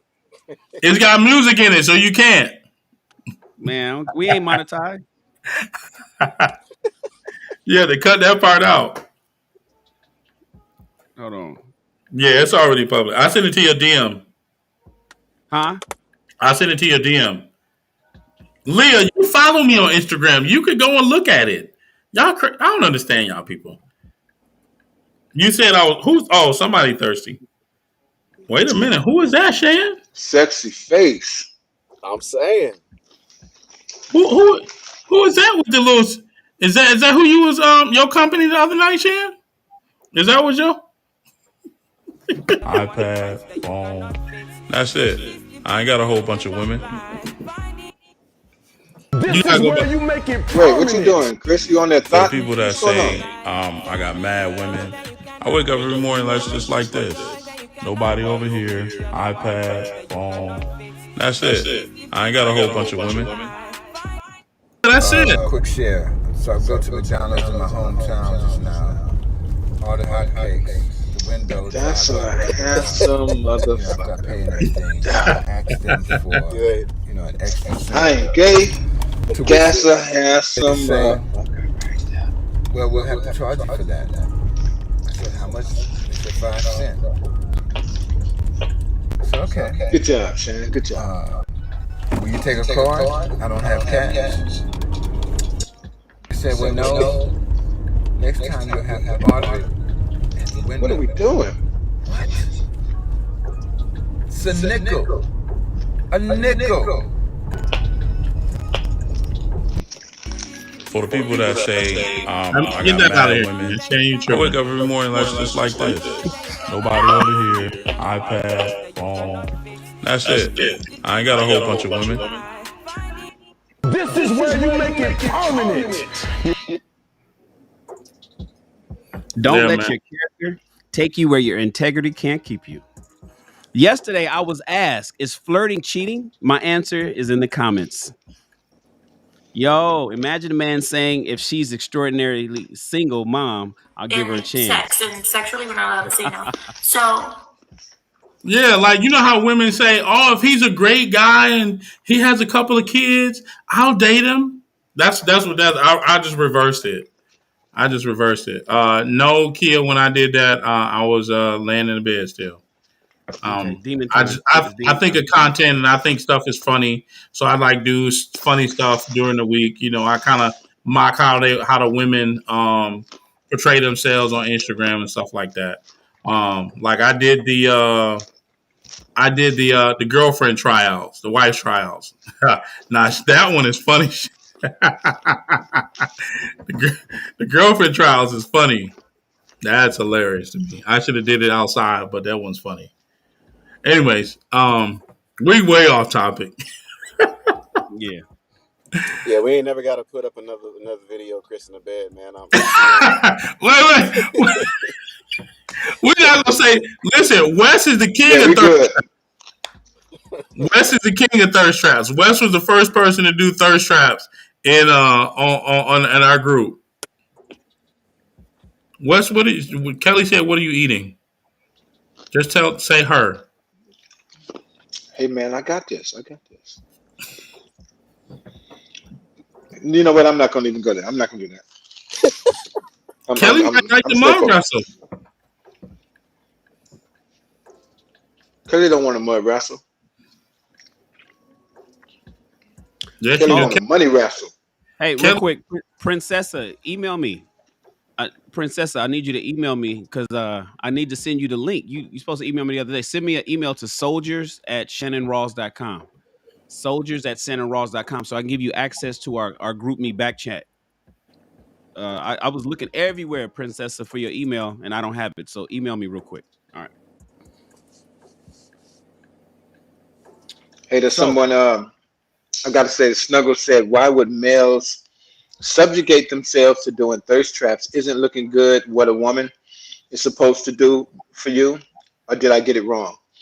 Wrong, but, don't you want a man to look good for you? And, men, we're hunters. So we hunt with whatever we got.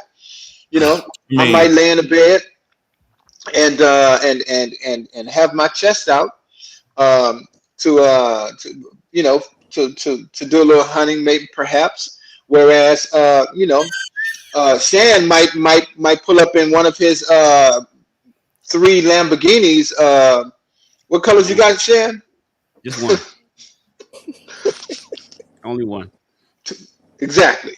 He ha- he But has but three, he has three Mercedes. You gotta get it right, but and here's an the Altima. but here's the deal. Men, we hunt in different fashion with whatever. Me being 50 years old and being and working out and taking care of myself is important to me. So um, I know amongst the many brothers who are 50 plus, me taking care of myself and staying fit is what kind of gives me a little bit of edge in a dating pool, if we're being honest. And plus I'm excited that I've been able to maintain and even get better. So I celebrate me because ain't nobody else gonna celebrate you. So shit. Yeah, snuggles. So for men, I get what you're saying. So women is in a relationship between men and women. Women is the beacon of beauty of the relationship, right? That's why we want our woman to look good. We want you to wear that particular. We're going to when I get dressed in a tuxedo, I look like most every other body at the party in a tuxedo. It's a black and white ball. Let's use Christmas part. It's Christmas time, right? So it's Christmas time. It's a black and white ball. I'm wearing my black tuxedo. My lapel looks just like Chris's lapel. My tie looks just like West tie. My shoes is patent leather, no different than Shahid's patent leather shoes. My tuxedo is not far different than the rest of the men that's at this party, right? We all look good, but we look good because of the men that we are. Like the people that say, "Oh wow, he's amazing looking," is generally because of the individual person and his aura and his personality. Because we're all really wearing the same shit. But you Snuggles, our women represents us when we're at that event. Why? What did his wife wear? How stunning was her dress? What was her hairstyle like? Did she wear what shoes? Was it Jimmy Choos? Were they Christian Louboutins? Were they Yves Saint Laurent?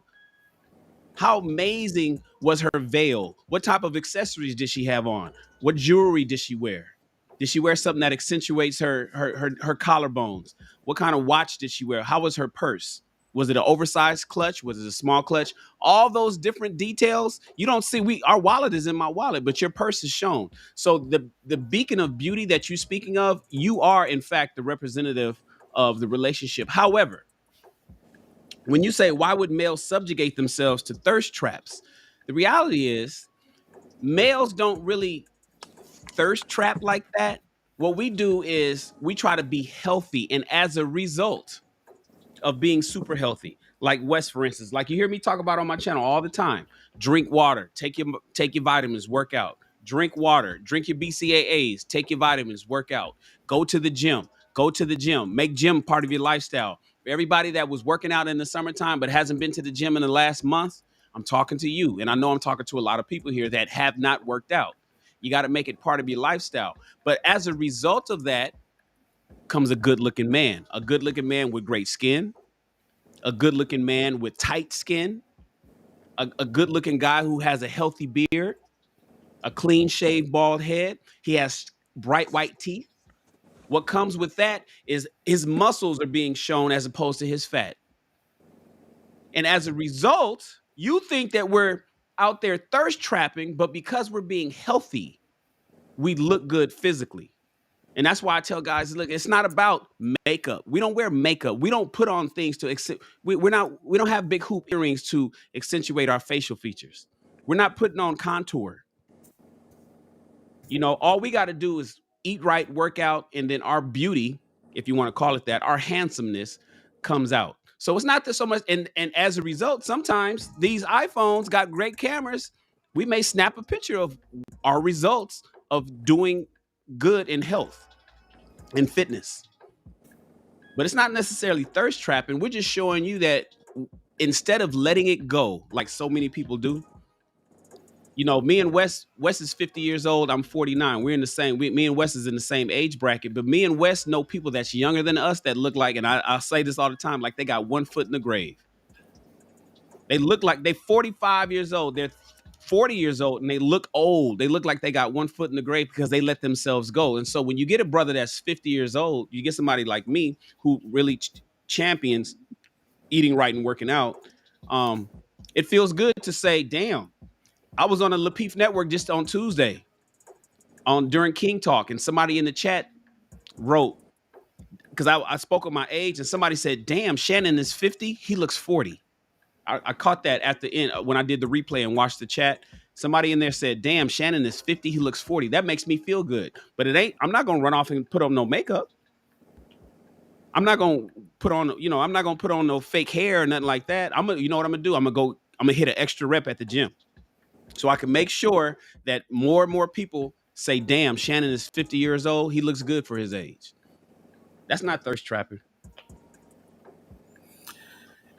And the crazy thing is, let me read the definition of subjugate. It says bring under domination or control, especially by conquest. Right? Can you put it back up, Shannon, real quick? Put which one? The thirst trap The question? Yeah, the subjugate question. Oh, okay. All right, let me find it. Shit, I was I talking that long? I gotta find it. Yeah, it was. It basically said, "Why do men subjugate?" So, are we really bringing? Why would a male? Hold on. Bring under domination or control, especially by conquest, ourselves. What are like? Are I mean, we're not gonna talk about that. I'm gonna just leave that alone because I like to like look stuff up. I'm not gonna break it down, but I guess I get the context of your question.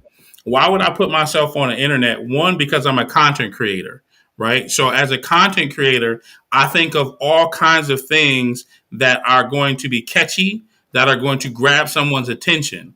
There's a post that I put up just the other day, and it says imagine a man saying, "I'll be masculine for the right woman." Because you hear women say, "Oh, I'm gonna be feminine. I'm gonna be in my feminine for the right man." You hear that all the time. So I just flipped it and I put the laughing emoji up there. I'm a content creator. So what you see on my Instagram is content that I create, content from conversation. So this is not me. This is not what I do. If I was not doing this show and I was not doing Instagram, being a content creator, you wouldn't even see that on my Instagram. I wouldn't even be talking about that kind of stuff. I was putting pictures of my kids 4 or 5 years ago, pictures of my kids, pieces of pizza, pictures of places that I'm going and stuff like that. Those are the things that were on my Instagram, 5, 6, 7, 8 years ago when I first got on Instagram. With that being said, I want to take a minute and welcome Uncle Stu. Uncle Stu, can you hear us? Yes, I definitely can. Can you hear me? We can hear you loud and clear. We're sorry that you had you waiting in the green room, boss. Welcome to Ask a Black Man Anything. How'd you want to do the conversation? Yeah, let me so that the chat knows. First of all, awesome conversation. I am extremely honored to be up here with some fine, mature gentlemen. And there's a whole difference when we're talking about the maturity of men versus younger brothers. To also put this in context, I am 54 years old, once divorced. So I have a little understanding of many of the conversations. To the ladies in the chat, let me explain that men who are over 45, they have lived for a great portion of their lives, and they have seen a great amount of things, both good and bad. And one of the things that a lot of men in this age category has recognized is they've recognized their true value. Now, if we go back at least 40 years ago, the value was placed on you. The value was placed on getting you. The value was all about you. And when men began to recognize their value, they began to level up themselves. They began to value their intelligence, value their mind, value their purpose, value their vision. They begin to see that they have worth and that they have self-worth and self-love. And when you begin to have that self-worth and that self-love, it puts you in a transformative state in which can elevate your mind to places you never believed you can go. I would use it as the military. When you first come into basic training, you might can't run 2 miles an hour. I mean, 2 miles. And all of a sudden, by the time that 8 weeks is over, you're running 10 miles. Your body feels good. You're in shape. And you look back and you see the new recruits. You're laughing at them because you knew that that was you at one time. You feel good when you finally can put that dress green on or that dress blue or whatever branch of the military. You feel good. It is the same thing that's happening to men over 45. They get better as time goes on. They don't get worse. Now, when it comes to counseling, that was one of the major reasons why I came up here. I do believe in counseling. I believe that men need to know their mental mind. They need to know where they're at. They need to understand where they're at. They need to know that they are loved beyond what society says they are not. We have to understand that we are in a societal war that's telling us that you ain't crap, that you ugly, that you're an animal, that you're always going to come from the street, you're always from the hood, you don't love your mama, all kinds of crazy sociological images being thrown at them. But now when you recognize who you are, then those things are no longer going to affect you the same way they used to affect you. Now, there was a question on the table that dealt with why do men play games? Well, let's go with the terminology. Number one, has that man actually told you exactly what his purpose is? See, the problem is that we think we can change a man when in fact most men tell you up front exactly who they are, why they're here, and what their purpose is. And if you do not understand that, if he tells you up front, I am not here to get married, I'm not here to look for a wife, I am doing certain things, and until I achieve those things, those other things does not matter. It is the woman who makes that final decision. You cannot change a man. So the reality is, yes, if a man comes to the table lying, then you can use it as a game. But if a man comes to the table and tell you, I'm not looking to get married in 6 months, I'm not looking to get married in 9 months, I'm not looking to get married in a year, then accept what that man got to say because he is on his mission. And as long as you understand that, then you know the role you are playing. If you think you can go in there manipulating his purpose, then it is no longer on him because he told you the truth from the very beginning. Someone else put in the chat about, well, Adam didn't wait for his Eve for 9 months. Young lady, let me school you on scripture. First of all, there was no other young lady in the garden. So, of course, there is no time schedule when you have those things taking place. So we're going to dismiss that terminology right here, right now. Go to the book of Genesis, Genesis 2, and Genesis 3. But what happened? Stu, let me throw this in there real quick.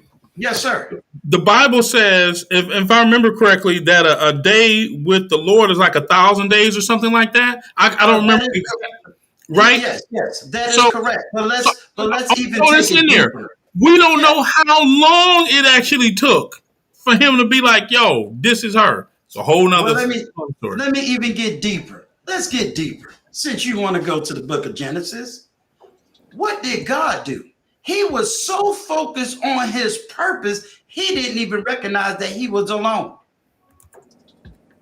God had to put that man to sleep, then formed him a rib so that he wouldn't be alone. That tells me that this man was so busy working on himself, working on his purpose, working on his goal, and working on his garden. He didn't even recognize that he was alone. Sometimes we as men can dwell in our own purpose, getting our mind right, our body right, that we don't even recognize we need a woman. Hello, somebody.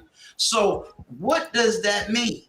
That means we can't even get with a woman until we recognize a need for her. This is going to hurt a lot of people. I'm about to piss some people off in the back.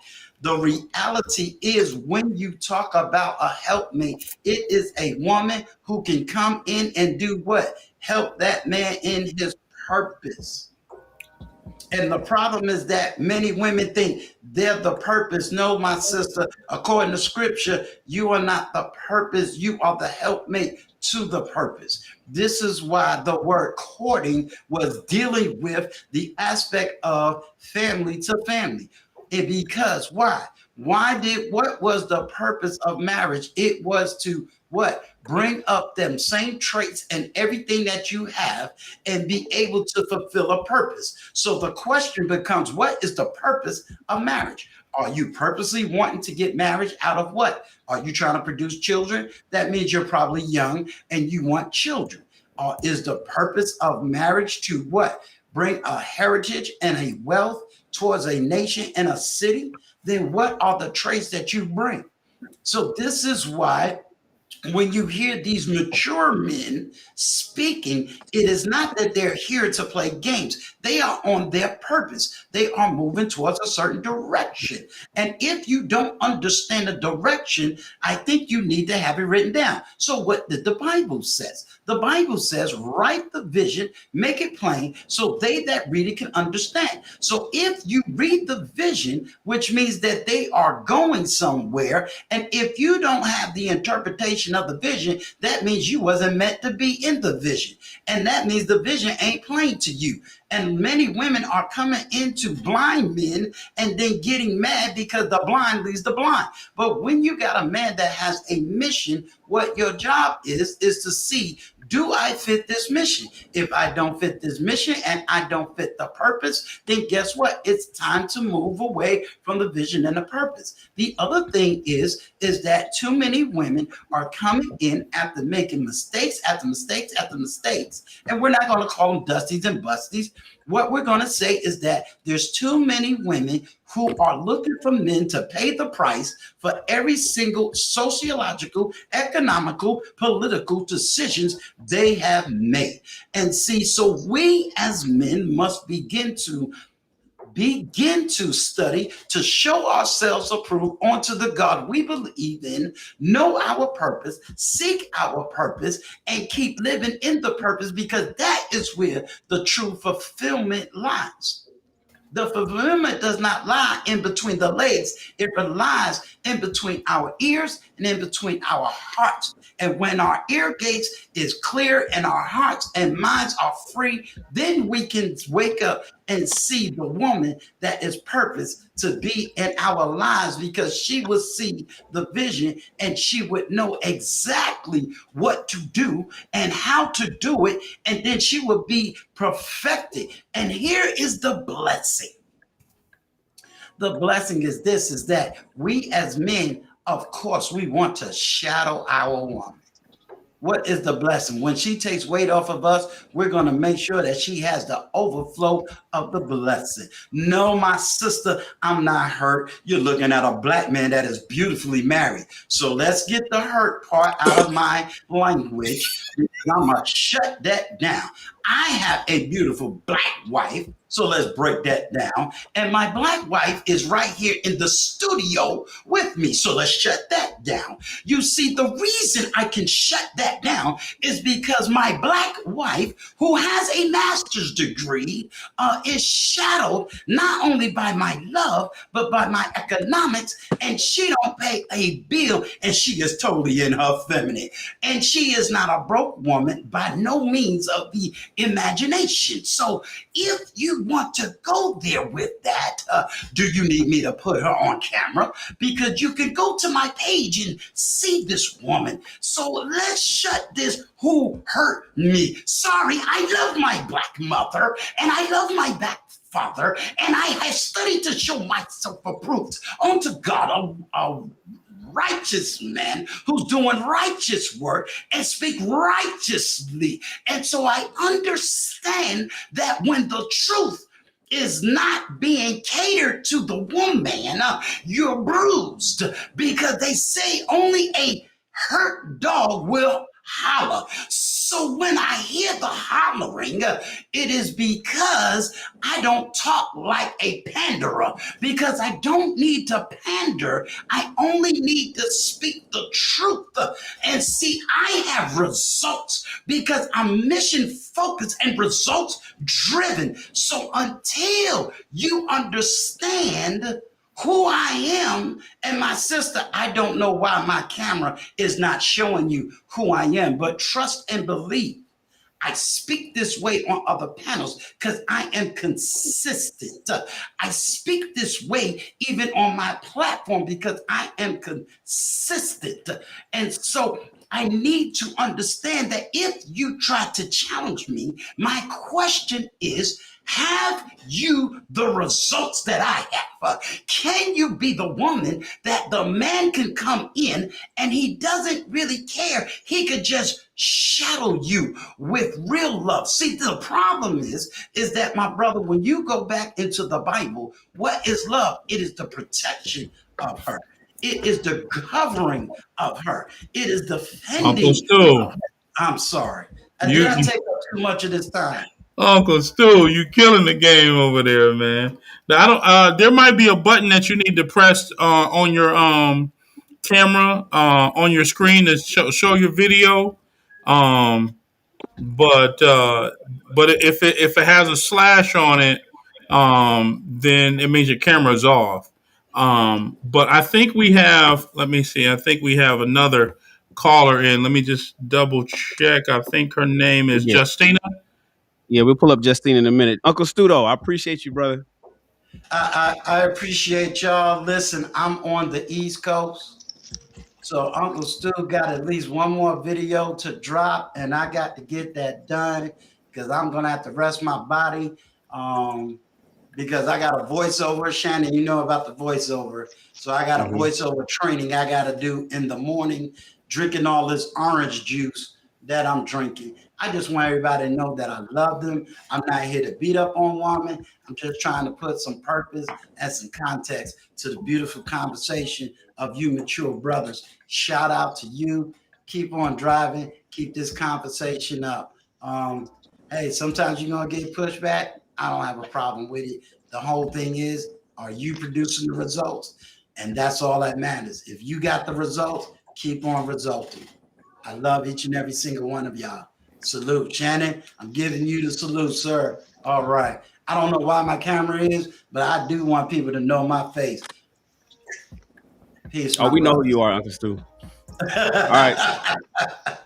We All appreciate right. you, Uncle Stu. Yes, Yes, sir. sir. Yes, Appreciate sir. you for joining Ask a Black Man Anything. We do want to welcome Justina to our show. Salute Uncle Stu. I did Hi also there. follow you or subscribe to your YouTube channel because that's nothing for me just to hit a button. Justina, welcome to Ask a Black Man Anything. You having a. Did Hi we lose her? there. No, no, she's here. Hold on. Okay. She's off No, no, camera, so I'm hold on. here. Okay. Well, how did you want to join the conversation, Queen? Can y'all hear me? We Yep. can. You sound like you're in the Matrix, but it's okay.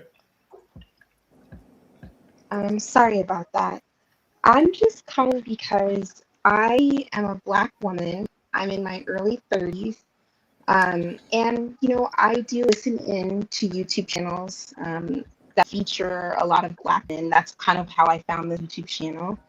And I find the talking point that you all have kind of interesting because a lot of you claim to want a woman that caters to you, that cooks, that cleans, that cooperative, who's yet educated, who's not masculine. But when I look out there and I see my friends and myself too, women who display these characteristics, you men cheat on them, you men don't marry them, you men abuse these women. So I guess for me, it's kind of like, it's almost like women who complain about bad boys. You know, the women who always claim that men ain't shit, men are horrible, but they keep going after these bad boys. I've noticed that there's a similar phenomenon with men. Men claim to want good girls, but they go after the Cardi B's. And I think a lot of Black men, specifically in these spaces, y'all have to kind of really be honest and real. Many of you are not turned on by the woman who's the churchgoer, the woman who's like good and innocent. So I guess for me, it's like, do you all acknowledge that? Can I ask you a question, Justina? You use Yes. the term y'all several times in your statement. Who on this stage do you believe goes after the Cardi B's of the world? Um, I I guess maybe there's always individual cases, but men tend to be attracted to women that are visually appealing, women who, again, like y'all mentioned, might not have a job, women who, do all types of crazy stuff. Like, I just see with my own eyes, and I have tons of friends, the way. Justina, did we lose you? Uh oh, Justina, where you at? While we wait for her, I just want to address. Justina, Yeah, I was go ahead, Justina, Q. if you wait, hold on, guys, hold on. Justina, if you go ahead and close the browser and then come back again, I'll let you back up, and maybe you Oh, just no, need no, another I'm connection. here. She's Hello? back. Yeah, Oh, yeah, I'm here. oh, Yeah, okay, all right. Hold sorry on, about that. Justina. Hold on, Justina. Some of the brother got answers for you. Go ahead, Wes. No, no. Back Can you let us Shaheed Rock. answer that question real quick though? Shaheen's question was, which one of us do you think goes for the Cardi B type? Well, no, I, she answered that, but I mean, but it clearly you're speaking from your periphery, your vision. If you take a 360 and you just turn around and you're only speaking from your vision, so I would advise that it sounds like you need to do some rearrangement of of your surroundings and your environment, because if that's what you see, then that sounds like something internal. And but can't we argue that if I you have the could, same issue too? Oh, I'm sorry. But I was going to say, but What? can't we say that you have I the same? no, no, not at all. You can't say that about me at all. No, no, she's not talking about you individually, Shahid. She's talking about flipping it on its gender head. Justina, your connection is very bad. Yeah, I See, can't. her internet is bad. I'm hold on, Justina. We didn't hear anything that you just said, and your internet is bad. Let me do me a favor. Uh, maybe go ahead and log off of this. Then either turn on the airplane mode on your phone and then turn it back off so you reestablish a Oh, LTE okay. connection and Yeah, then yeah, come yeah. back and then I'll I bring you can back up. hear. No, no, no, I'm okay. I can hear. My headphone was just kind of Are hanging out of my are you mouth. Sorry about driving? that.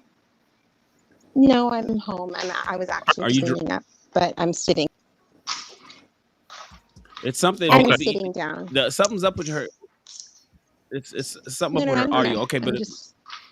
okay, all right, hang in there real quick. So, Wes, go ahead. Go ahead. You had something to say? yeah.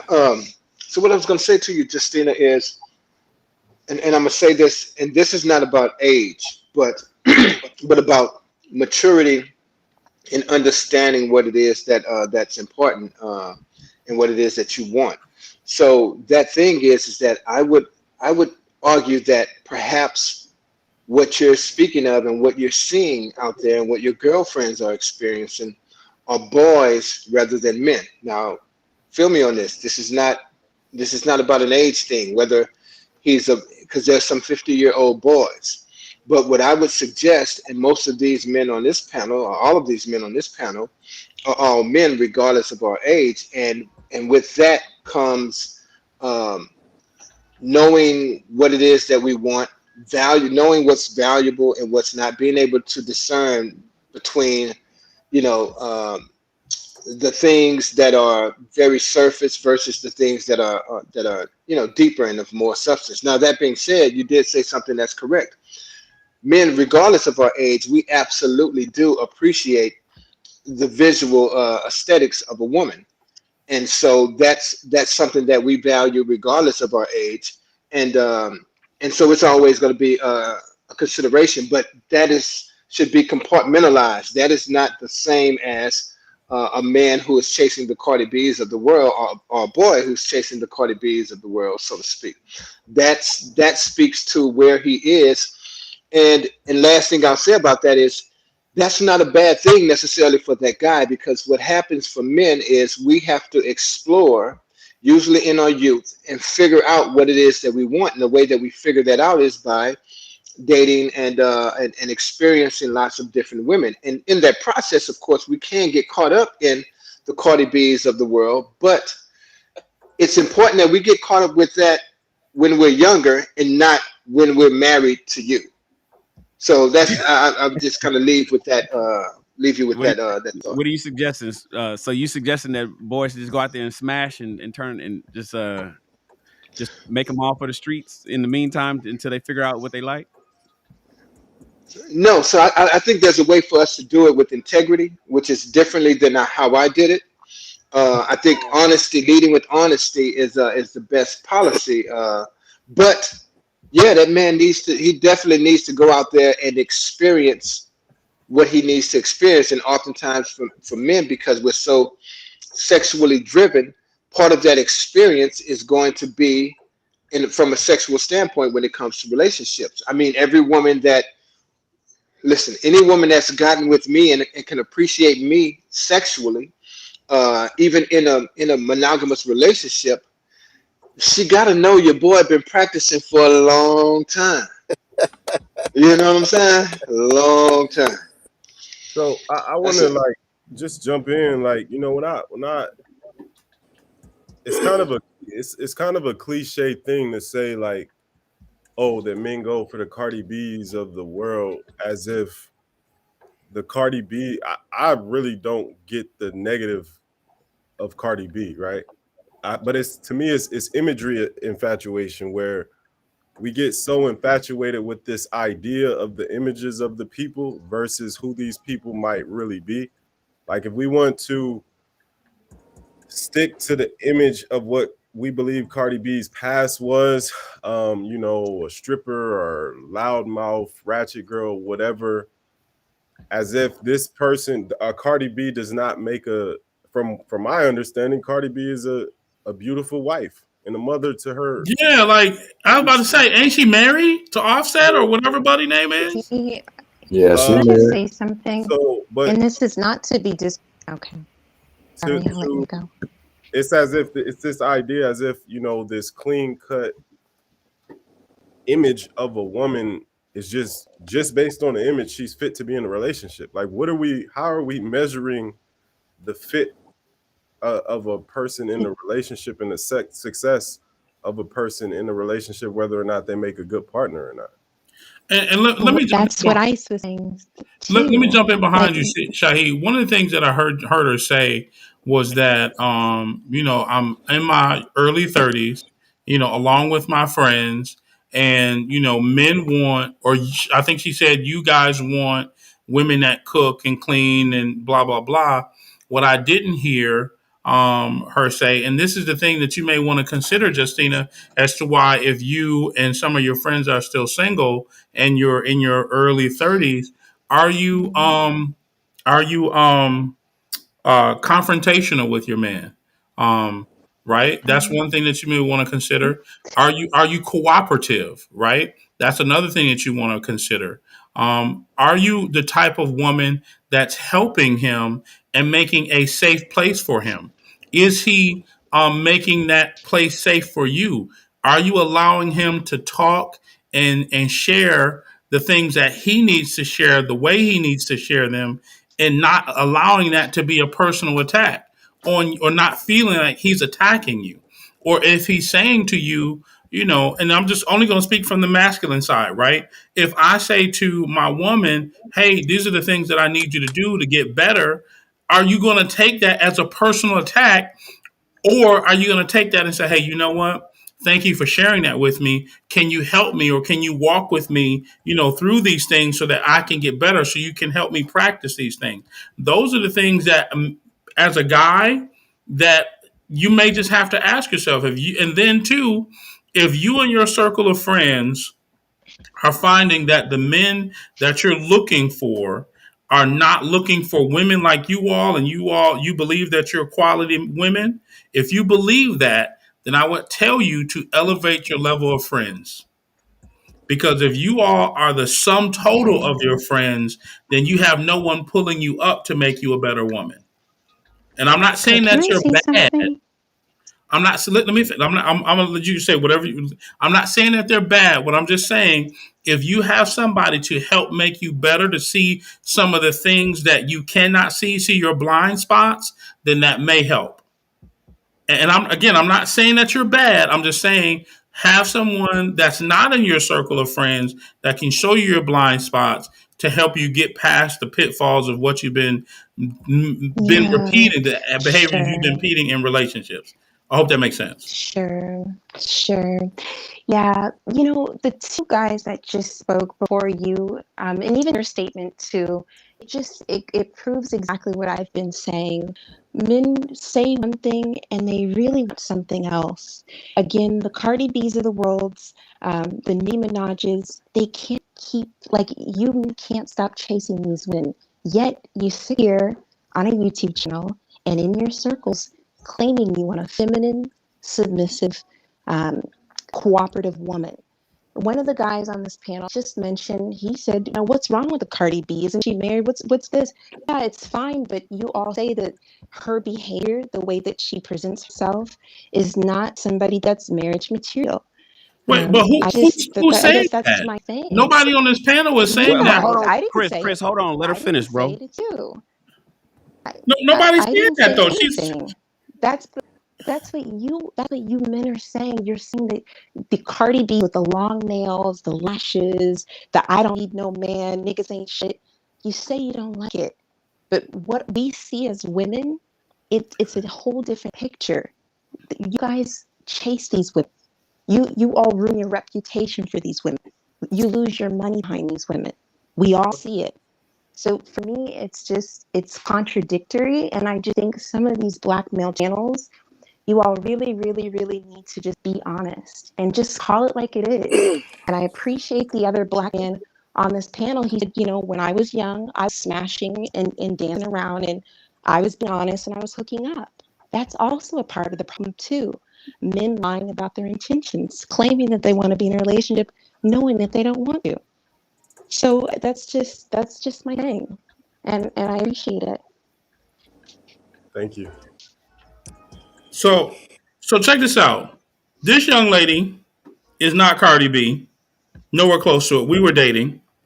Nowhere close to it. She has Yeah, two but full why'd time. you propose? Hold on. Let me finish. This young lady is not Cardi B. Yeah, no ring too. Why didn't you propose? Here's the thing: just because they're a good person, young lady, because somebody said I shouldn't say queen. Smashing and dashing. That's what it is. Okay, That's listen. what it is. You Christina, need to be Listen, Christina. if honest. that's your personal experience, that's perfectly fine for that to be your No, personal it's not. experience. That may not be The her experience, hold but on, the first two women that I showed you, I did not have sex with. Chris, let Robert answer. Robert has something to say. Go ahead, Rob. Like you're sharing your personal experience and putting that on us. That for me, that lets me know that you need to go to seek a therapist because No, no, I that's called don't. it is. You're No, projecting. You're no, it's projecting not what other projecting. It's people have about being done in honest. your As life a woman, on no, us. sir. As a woman, I can admit that there's women who go after bad boys, who claim that, men are horrible, but they continuously go after men that are unfit. I can call other women out. I just feel like men need to But stand you're up, saying be that as honorable, the and sum be total of real. all men. All I men didn't are not say like that. that, and so that's why I'm suggesting I you didn't say that. go see. You just No, did. You you said do. you guys. No, I said you You're guys need to clumping the you men as in a one whole sum. sir. Robert, See, what this is were you getting why ready to men say? yeah. need to understand how to be honorable and respectful. You're yelling to we're having a conversation and you have an elevated voice. It's so unnecessary. Chill out. Okay, Young so lady, I can speak with I'm gonna passion. Come Chris. I got on, Chris. Chris. that's No, but you're crazy. yelling. That's not yelling. I promise you, I'm not. I'm speaking with passion. Chris, chill, bro. God, dog.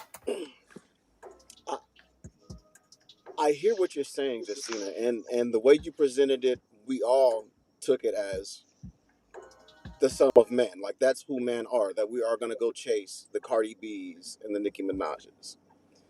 What we are suggesting is that's what's visible to you. If that's what's visible to you, you're forming your opinion on something that's visible to you, and you're saying that it's an actual truth, and it's not. I know plenty of people who do not chase the Cardi B's, who do not chase these type of women.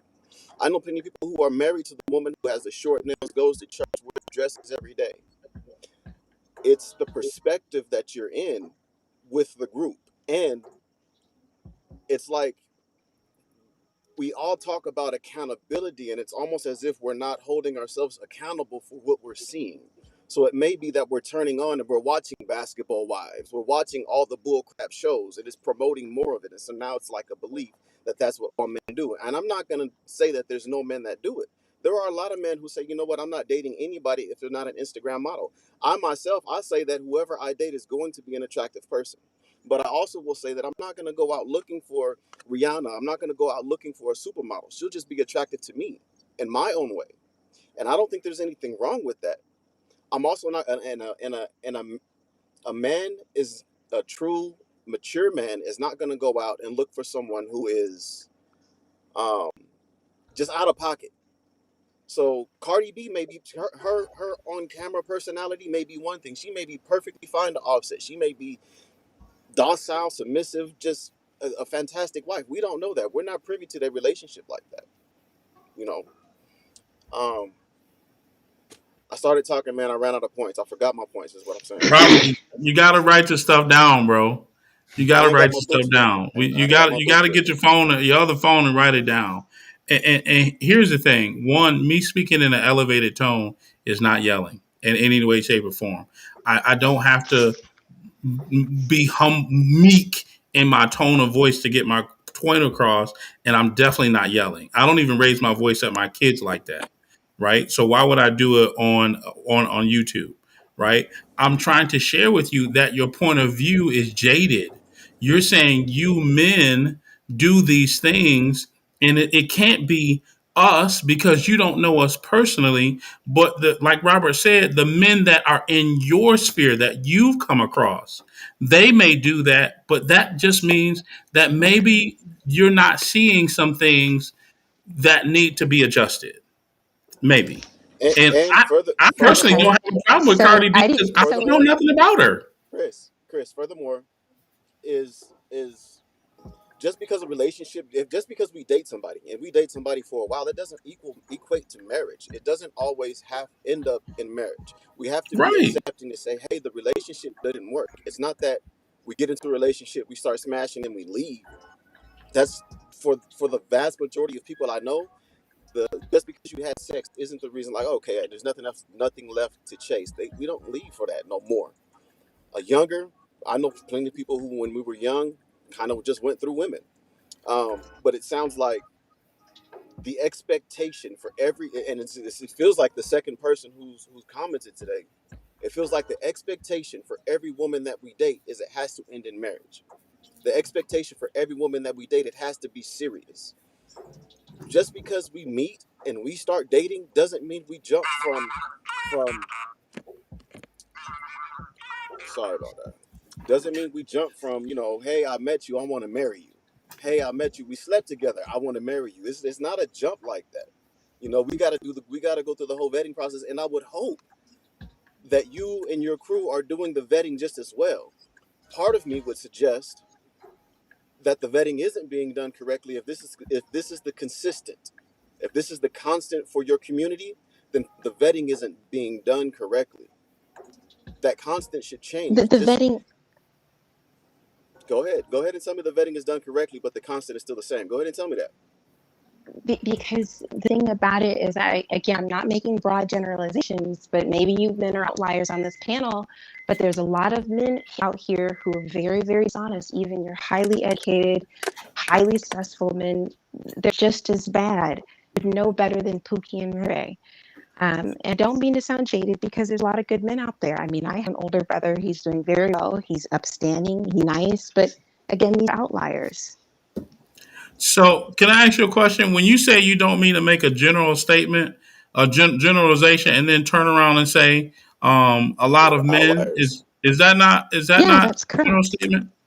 Is that not a Well, a lot of, generalization? but it's true. A lot of men do behave like this. A lot, because if it wasn't the case, why are all of these stories of women having similar experiences across different populations, across different Okay. nationalities and Okay. races? The common You denominator is not all always the men. no. Sometimes the women Yeah, are the it's problem. not. That is Sometimes correct. the women Sometimes are the women are the problem. problem. What happened? It's That's to correct. I me agree with you. it's really just the source of where you're getting information from. If I turn to Fox News, I'm going to get some right wing Republican stuff. I'm going to get some stuff leaning to the right. If I go to CNBC, I'm going to get something totally opposite. If I want to kind of meet in the middle, I'll watch one here, watch one there, compare the two, and I'll get something in the middle. For me, I just believe that when you tune in and you're listening to these stories and you're running into these stories, your Facebook group, your algorithms, they're all going to continue to show you the same thing until you consciously decide to say, you know what? I'm going to consciously look the other way. I'm going to consciously search up other things. I just feel like you're being, I feel like, in this case, I feel like it's, you're not getting a broad enough view. So I have a thing that I say, it's like a free mind in a box. So you believe you're thinking freely, but you're still thinking freely, moving around and about, but you're still in the box of your world. And that world right now is showing you that men chase these women, that men chase the Cardi B's, and that's partially They do. accurate because it is there, but it is not 100%. It's not accurate enough to make the generalization that that is what's going on. So By I and large, in my opinion, men are not doing that. We are searching for the women that are being described. We are searching for the fit, feminine, and beautiful, the fit, feminine, fun. We're searching for these things, and if we have Which those things, which it's which worth Get which my is pursuing. why get my I five made F's that right. statement. Say what? No, I was telling him to get my 5 F's correct. Y'all be mixing them up. Oh, I'll be making me Well, miss it. yeah, but let me let me, why Shaheed, would let you me say say that? this. Let me say this real fast, no, and Shaheed was getting ready to say leave something too. Shahid here. Let me just say No, it no, real no, quick. no. I'm gonna leave you here. Let Shaheed go No, ahead and say what let me ready to get to. say. It's 30 seconds. No, I No, get to no, it's pull. not. It's not I 30 get to pull seconds. a No, West. no. Shaheed, go Yes, ahead I and go. do. Go no, ahead and go, It's I Shaheed. that's why I I made the point that you need to have somebody to So, elevate your so thinking. you thought I was joking, Shaheed? I guess my question would be because I believe her name is Justina. You said there's a lot of good men out here, but you don't have this infatuation with the good men and the good things that they're doing in their relationships with women as you do the men that are out here chasing the Cardi B's. I know it's a lot of ain't shit women out here in this world, but I don't focus my infatuation on the women that are one in the gang members and the Pookies and the Ray Rays. I don't care because that's not where I have no interest there. So what they do and how they deal is I don't it serves me it serves me nothing. So I guess again, my question would be why does if you know that there are a lot of good men out here and you said your brother is one of them, why are you not focusing on men like your brother and paying attention to what he does and how he deals with women and the men like him as you are focusing on the men that are chasing around the Cardi B's of the world? Well, I definitely didn't say there's a lot of good men. I said there's a Definitely did say subsection, a there's a lot small of good men. You sliver. 100% Okay, said well, there are I'm a lot of sorry. Like, good men out there. okay. Well, No, we can't I say that. retract that We can't statement. say that though. That Um, you said. Yeah, we can't say that. Come on though. I think that there's, like you all mentioned too about women, most women are not cooking and cleaning and being cooperative. I agree with you. And I would agree that most men are not upstanding. Most men are not monogamous. Most men are not honest. Man, we ain't Um, met all men though. We ain't been around so all the entire world. It just sounds like that's true. you want to focus your energy on the negative. Like if I know that 85% of women are terrible, I'm just going to focus on the 15% that I can bear and that are good. Like it's no point. Of course you're going to do that, but you're Right. going to have to, but you do that, but you're going to arm yourself when you know that 85% of women could be gold digger, they could be after your money, they could potentially give you an STD because they're cheating on you. No, You're because going to watch videos, you're going to seek knowledge so that you can arm yourself and Justina, protect yourself. I've already separated the 85% and I know where the 15 is. So I'm not even focused on the 85. I think that's what we're trying to get you to understand. You might need to shift your focus away from these men and focus on the men that you say you know that there are some good. Because you said a lot, but whatever verbiage you want to use, let's just focus our attention there. But nothing is let him facts though. All the let him. stuff you're talking about is it? It's just it's not factual information. This is just all opinionated.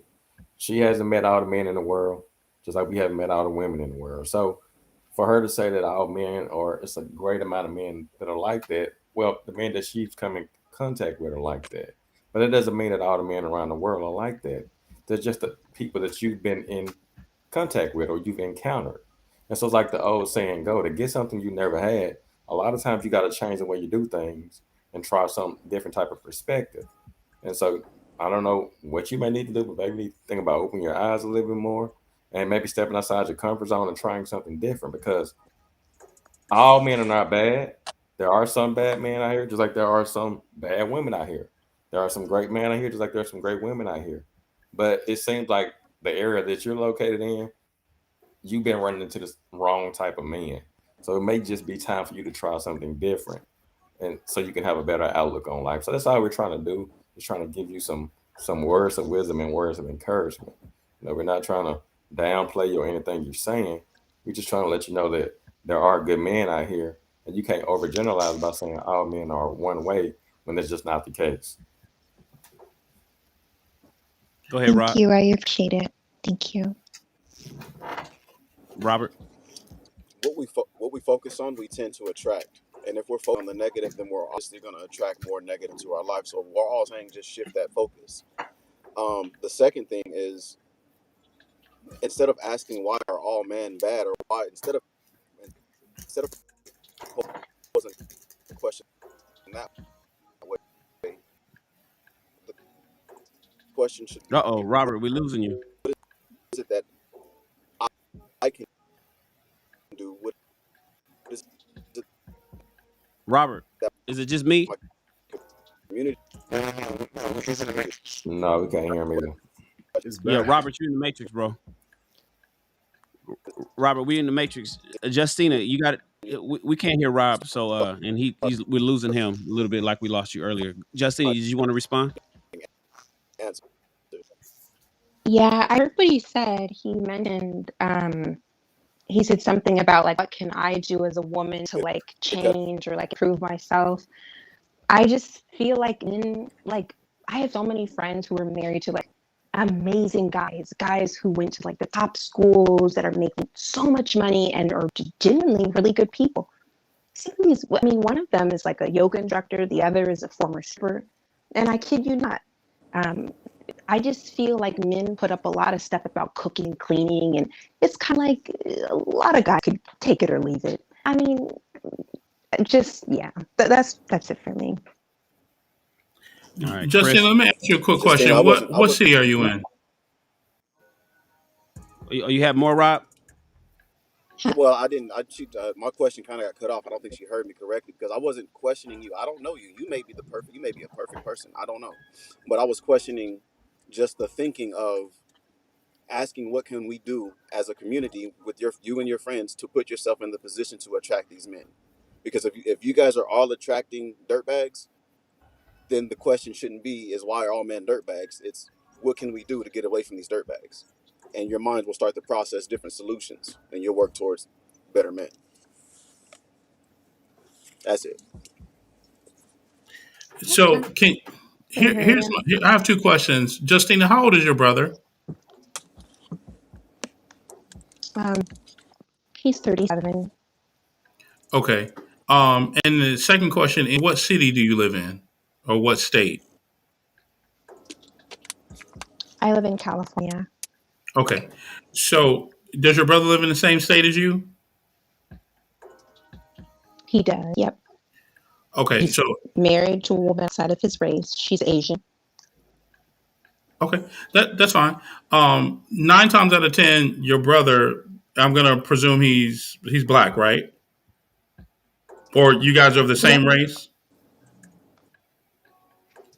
I'm black and my brother is black too. Okay, so here's my advice.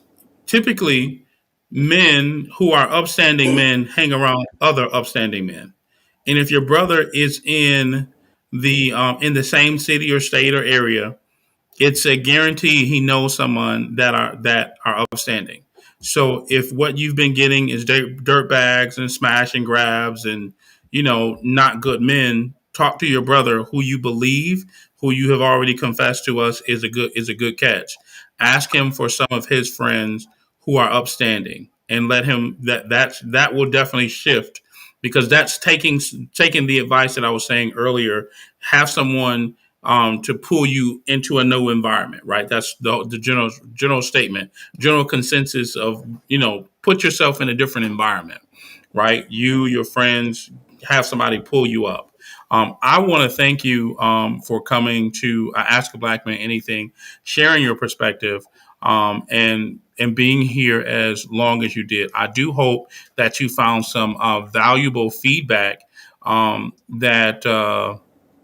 that you can have some great takeaways. I think this is probably a great conversation that we need to have, having a certain perspective on dating that everybody needs to be able to address one way, shape, or form. So I hope you enjoyed your conversation. You're always welcome to come back and join us Thank again you. at any time. We hope, again, like you found some great feedback. Thank you. Thank you all. Bye. You're welcome. And I think, Soya, I think that's a great question. The friends that are married to great guys, I think, they should definitely introduce her to someone who is of great quality. I mean, I, I don't understand why you would go at it alone. This nigga If West get naked. Why does West always get naked? Every every show. show, every show, He find a reason to get no, naked. he's out here subjugating himself. Because I like to subjugate myself. See, He's, what God do? He shut his mic down. Go ahead. He's Go ahead. he's subjugating himself. So I think we got a time for 2 questions that were mailed in. Let me go and find them on my phone. I gotta scroll back. No, Good. we're done. Yes, we are. Mm-hmm. We don't have time for can men have friends of the opposite sex while in a relationship? That's gonna take another hour. We can do it next week. We got 45. That was emailed in. We got 30, 40 minutes. That's gonna No? take another hour. Yeah, I'm Guaranteed. good. We could wrap it. Say less. I like sleep. Uh so I know we done, so I'm gonna just go ahead and hit this. First of all, in a conversation, Right. I knew you was making ready to cook. I knew you was gonna cook for 20 no, minutes. in a conversation, if you as a person cannot take a person expressing themselves with passion and you believe that they're yelling at you, that's a you problem and not a them problem. Like, that's number one. Let's go ahead and deal with that. Then let's do with number Keep 2, talking, sign Chris. language. I'm gonna entertain you. Shame, Keep talking. Keep talking. insult, shame, insult, guilt, and the need to be right. Asking me personally, why didn't I marry those women? Instead of asking, why didn't those women position themselves better to be the type of woman that I needed to have to marry them? Because I could have married one of the three. I am not ashamed at being single. I am happy doing what I do and loving. Kick him off the damn panel. He looked like he got a brand. I'm legally blind. Showing his slave brand. Did you kick him off for real? Hell yeah. He in the green room, but he ain't up on the fucking the fuck. Oh yeah, no. So that's the same. Ladies, y'all gotta So pay for that. Y'all gotta pay for that. why shame me and say or try to insult me? Say I'm smashing and dashing. You can ask any of the women that I've dated. I don't smash and dash. Have I? Yeah. Where's your shirt is backwards. I smashed and dashed, but I've had women do it to me too. But here's the thing. Every good woman or every person that's a good person doesn't have to be my person. I don't have to marry every single one. Or the first one. Just because you're a good girl does not mean that you're a good match. Facts. And I think that's the conflation. That might be the wrong word. That's the problem. You think because you're a good girl or a good guy, you deserve to be picked. Grow up. Get some therapy.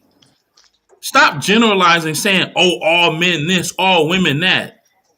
You have a jaded point of view. Real talk, and like that's so crazy that you not you, but some people make super generalizations and not realize that it's your own personal experience. Your bubble that you live in is your bubble. And that's one of the main reasons why I keep talking to a lot of people because I'm not just in my little bubble. Anyways, I'm done. Shaheed, I done made Shaheed mad because he's ready to go. Can, hey Chris, Yo, could we appreciate the fact that she applied it equally to women as well? I didn't so get in because If if I started talking, I was going to talk for an hour. So I just kept it quiet. But one thing I did detect is she's saying, listen, the shit that men say about women, that shit is true. but So I is it Here's don't. so? here's Could we why I could we here's appreciate that why she I kind of don't put it on women as well? Now I get it. She's targeting men in her point, but she was like, "Yo, when you guys say women aren't cooking and cleaning or aren't doing this or are looking like scraggles or out there being chameleons and all of this kind of stuff." She did it ain't like she fought that. She kind of like said, I agree with that on that side as well. Why can't men, kind of match the same energy? here's why What I do disagree with that, Shan. I agree she played both sides. She wasn't uh one-sided with it. The only you reason I disagree is because she excluded herself. Like so she separated herself from the you know what I mean? From the fight. She's like I picked up on that how she wasn't one of those type of women that like the bad boys and you know so Go after the smash and dash. that's the only issue I had with it. Like she did, play both sides, but she excluded herself. So that's why got it. I can't appreciate it. And here's why I can't agree with it. I don't agree with it because it was lopsided. It was more like a 95-5. Oh, women are bad too, but men do this and men don't want this. And men, if you can find a problem with Cardi B being married and having a baby and they both in business together, I don't see like all we see is the internet life. Yeah, she might have long nails, but you don't know if she ordering, cooking and cleaning for him. We don't know what their life is. She could be a great wife, and it might not be nothing wrong with her. Like the fact that a person looks at is stereotyping a woman just because she got okay. So what? You ain't got a big butt. A lot of people don't have one. So what? You ain't got made up boo. Okay, like dog. Like come on. Like just because you good don't mean that. Just because you're a good person don't mean that you're a good person. Like that's or a a good thousand. match, or Yeah, a good you match, like. So Go ahead, Rob. it does. It doesn't mean you ain't got. It doesn't mean like we. I know. There's been some stuff that's been brought to my mind that I would have never thought I had issues with, but recently I'm like, damn, I got more work to do, and we continuously have to work on ourselves. I can say that I'm a great guy.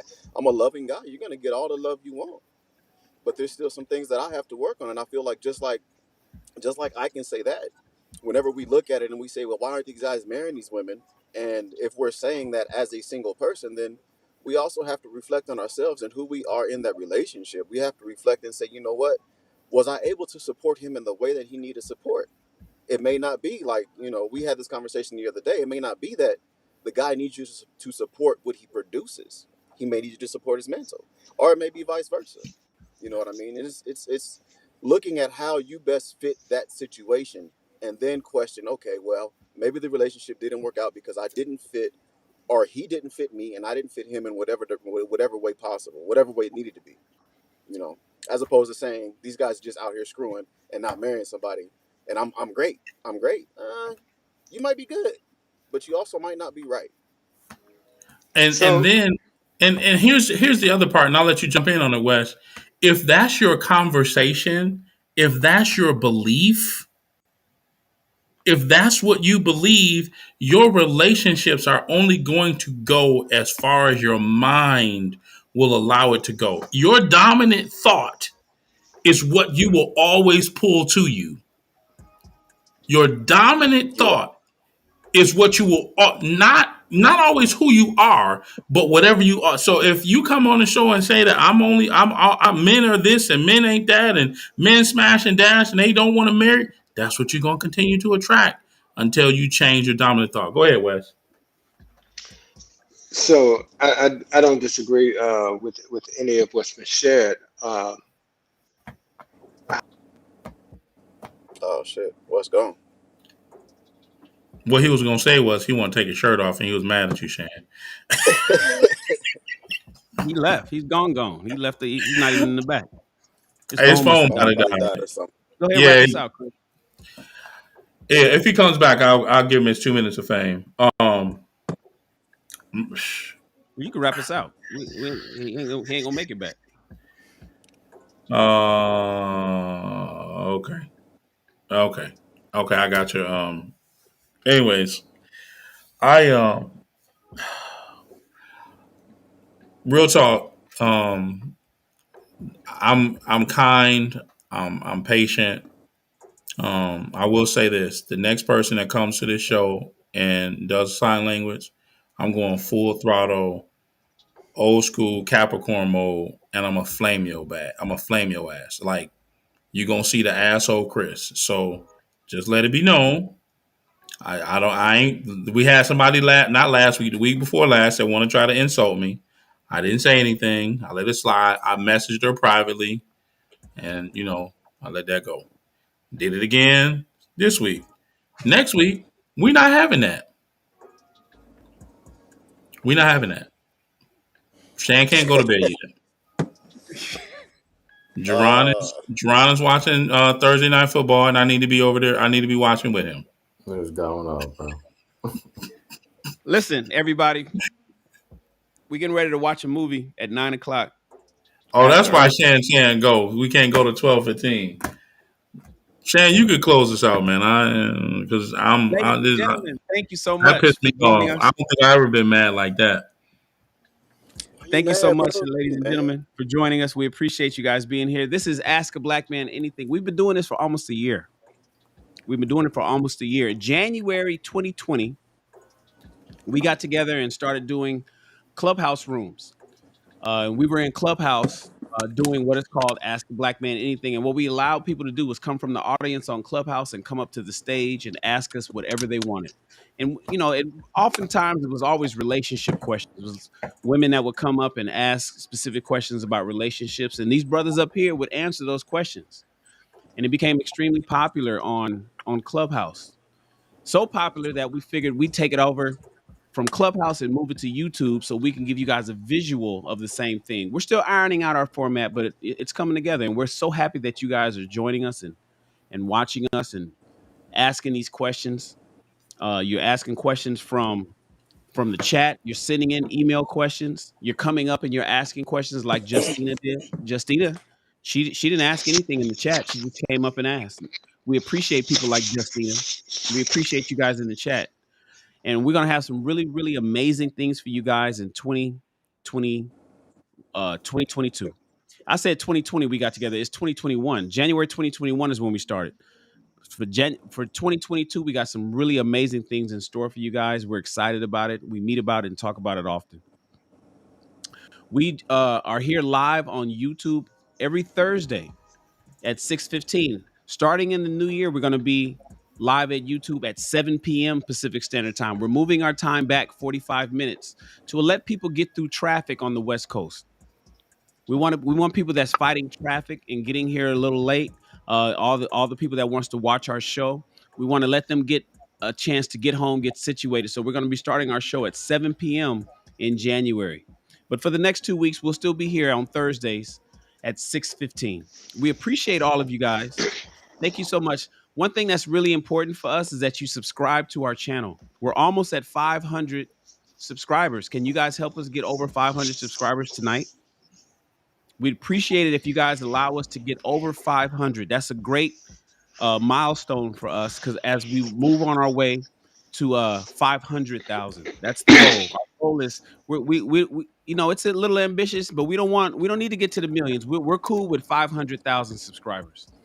And if you guys can help us get to 500, that'd be really wonderful. We appreciate you. Thank you so much for tuning in. We'll be back next week with some more questions. Here's what's important for you. If you have a question for us that you'd like us to ask, that you guys would like us to say on the air, send us an email. The email is simply questions@aabma.live.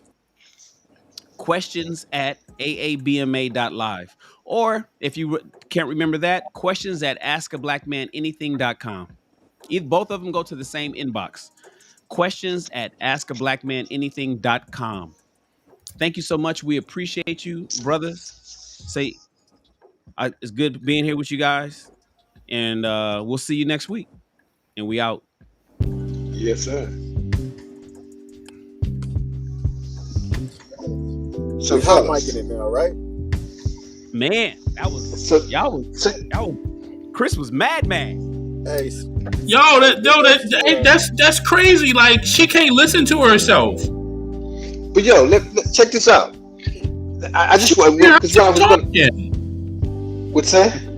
She don't hear herself talking. She don't hear herself. Like, she doesn't hear her viewpoint of men. Like, how she looks at men as a whole. So check this out. This is what I was going to say before my iPad decided to shut me down. Or perhaps y'all shut me down. And yeah. So anyway, but here's what I was going to say, man. I want to validate her a little bit from this standpoint. I agree with everything that has been shared by you, brothers. But I don't want to act like I don't know where that mindset comes from, and that there's some reality. And I'm saying it from an accountability space, because I was one of those guys who was lying to women, being dishonest with women, knowing I was in it just to smash, but perhaps offering something more on the table, or at least painting a prettier picture than I was willing to actually give to her. Does that make sense? Yep. I know. I see Obi-Wan was ready to come out. He bust his lightsaber, but his batteries was dope. That's all I hear. Mad at Chris got offended. I'm like, don't let her offend you, bro. You said what, Rob? I'm like, Chris got offended. I'm like, don't let her offend you, bro. It's just comments, bro. Nah, like, listen, y'all know, for the year that we've been doing this, I've never, and I mean, I could put that on everything, I have never said anything back to anybody that like tried to like come for me. Even like when King would come for me. Yes, you have. You said I have, Shan? Yeah, but I can count on one hand how many times you did it. But yes, you have. Okay, so let's go with this. On a regular occurrence, I'm like, okay, I'll just let it fly. Even when King has done stuff, you know what I mean, he tried to gaslight, whatever. I just let it all roll. I was like, okay, cool. It is what it is. I'm like, yo, chill. We not doing that. We're not doing that. Us men, Men have to learn to identify sign language, and I'm gonna do. Listen, We have to be able to identify sign language and dodge that shit like Neo dodges bullets in the Matrix. but see, here's the thing. I heard it, but then it like clicked after she said it. Like after she said it, like she kept talking, and I was like, oh, there it is, the sign language. But it took me like 30. So it was like a delayed reaction. Hey, you know what, Chris? Though you do some sign language at her too, though. With the whole, you need to seek therapy. You need to get therapy. Listen, You know that, right? Yeah. That's fine. I'll accept that. That was a little toxic, brother. That was a little I will toxic. accept that. It got to I will Thank everybody take who came to stage, by the way. 100% Thank y'all. accountability for that. You Was was mad. I wrong? You was mad. Was I wrong?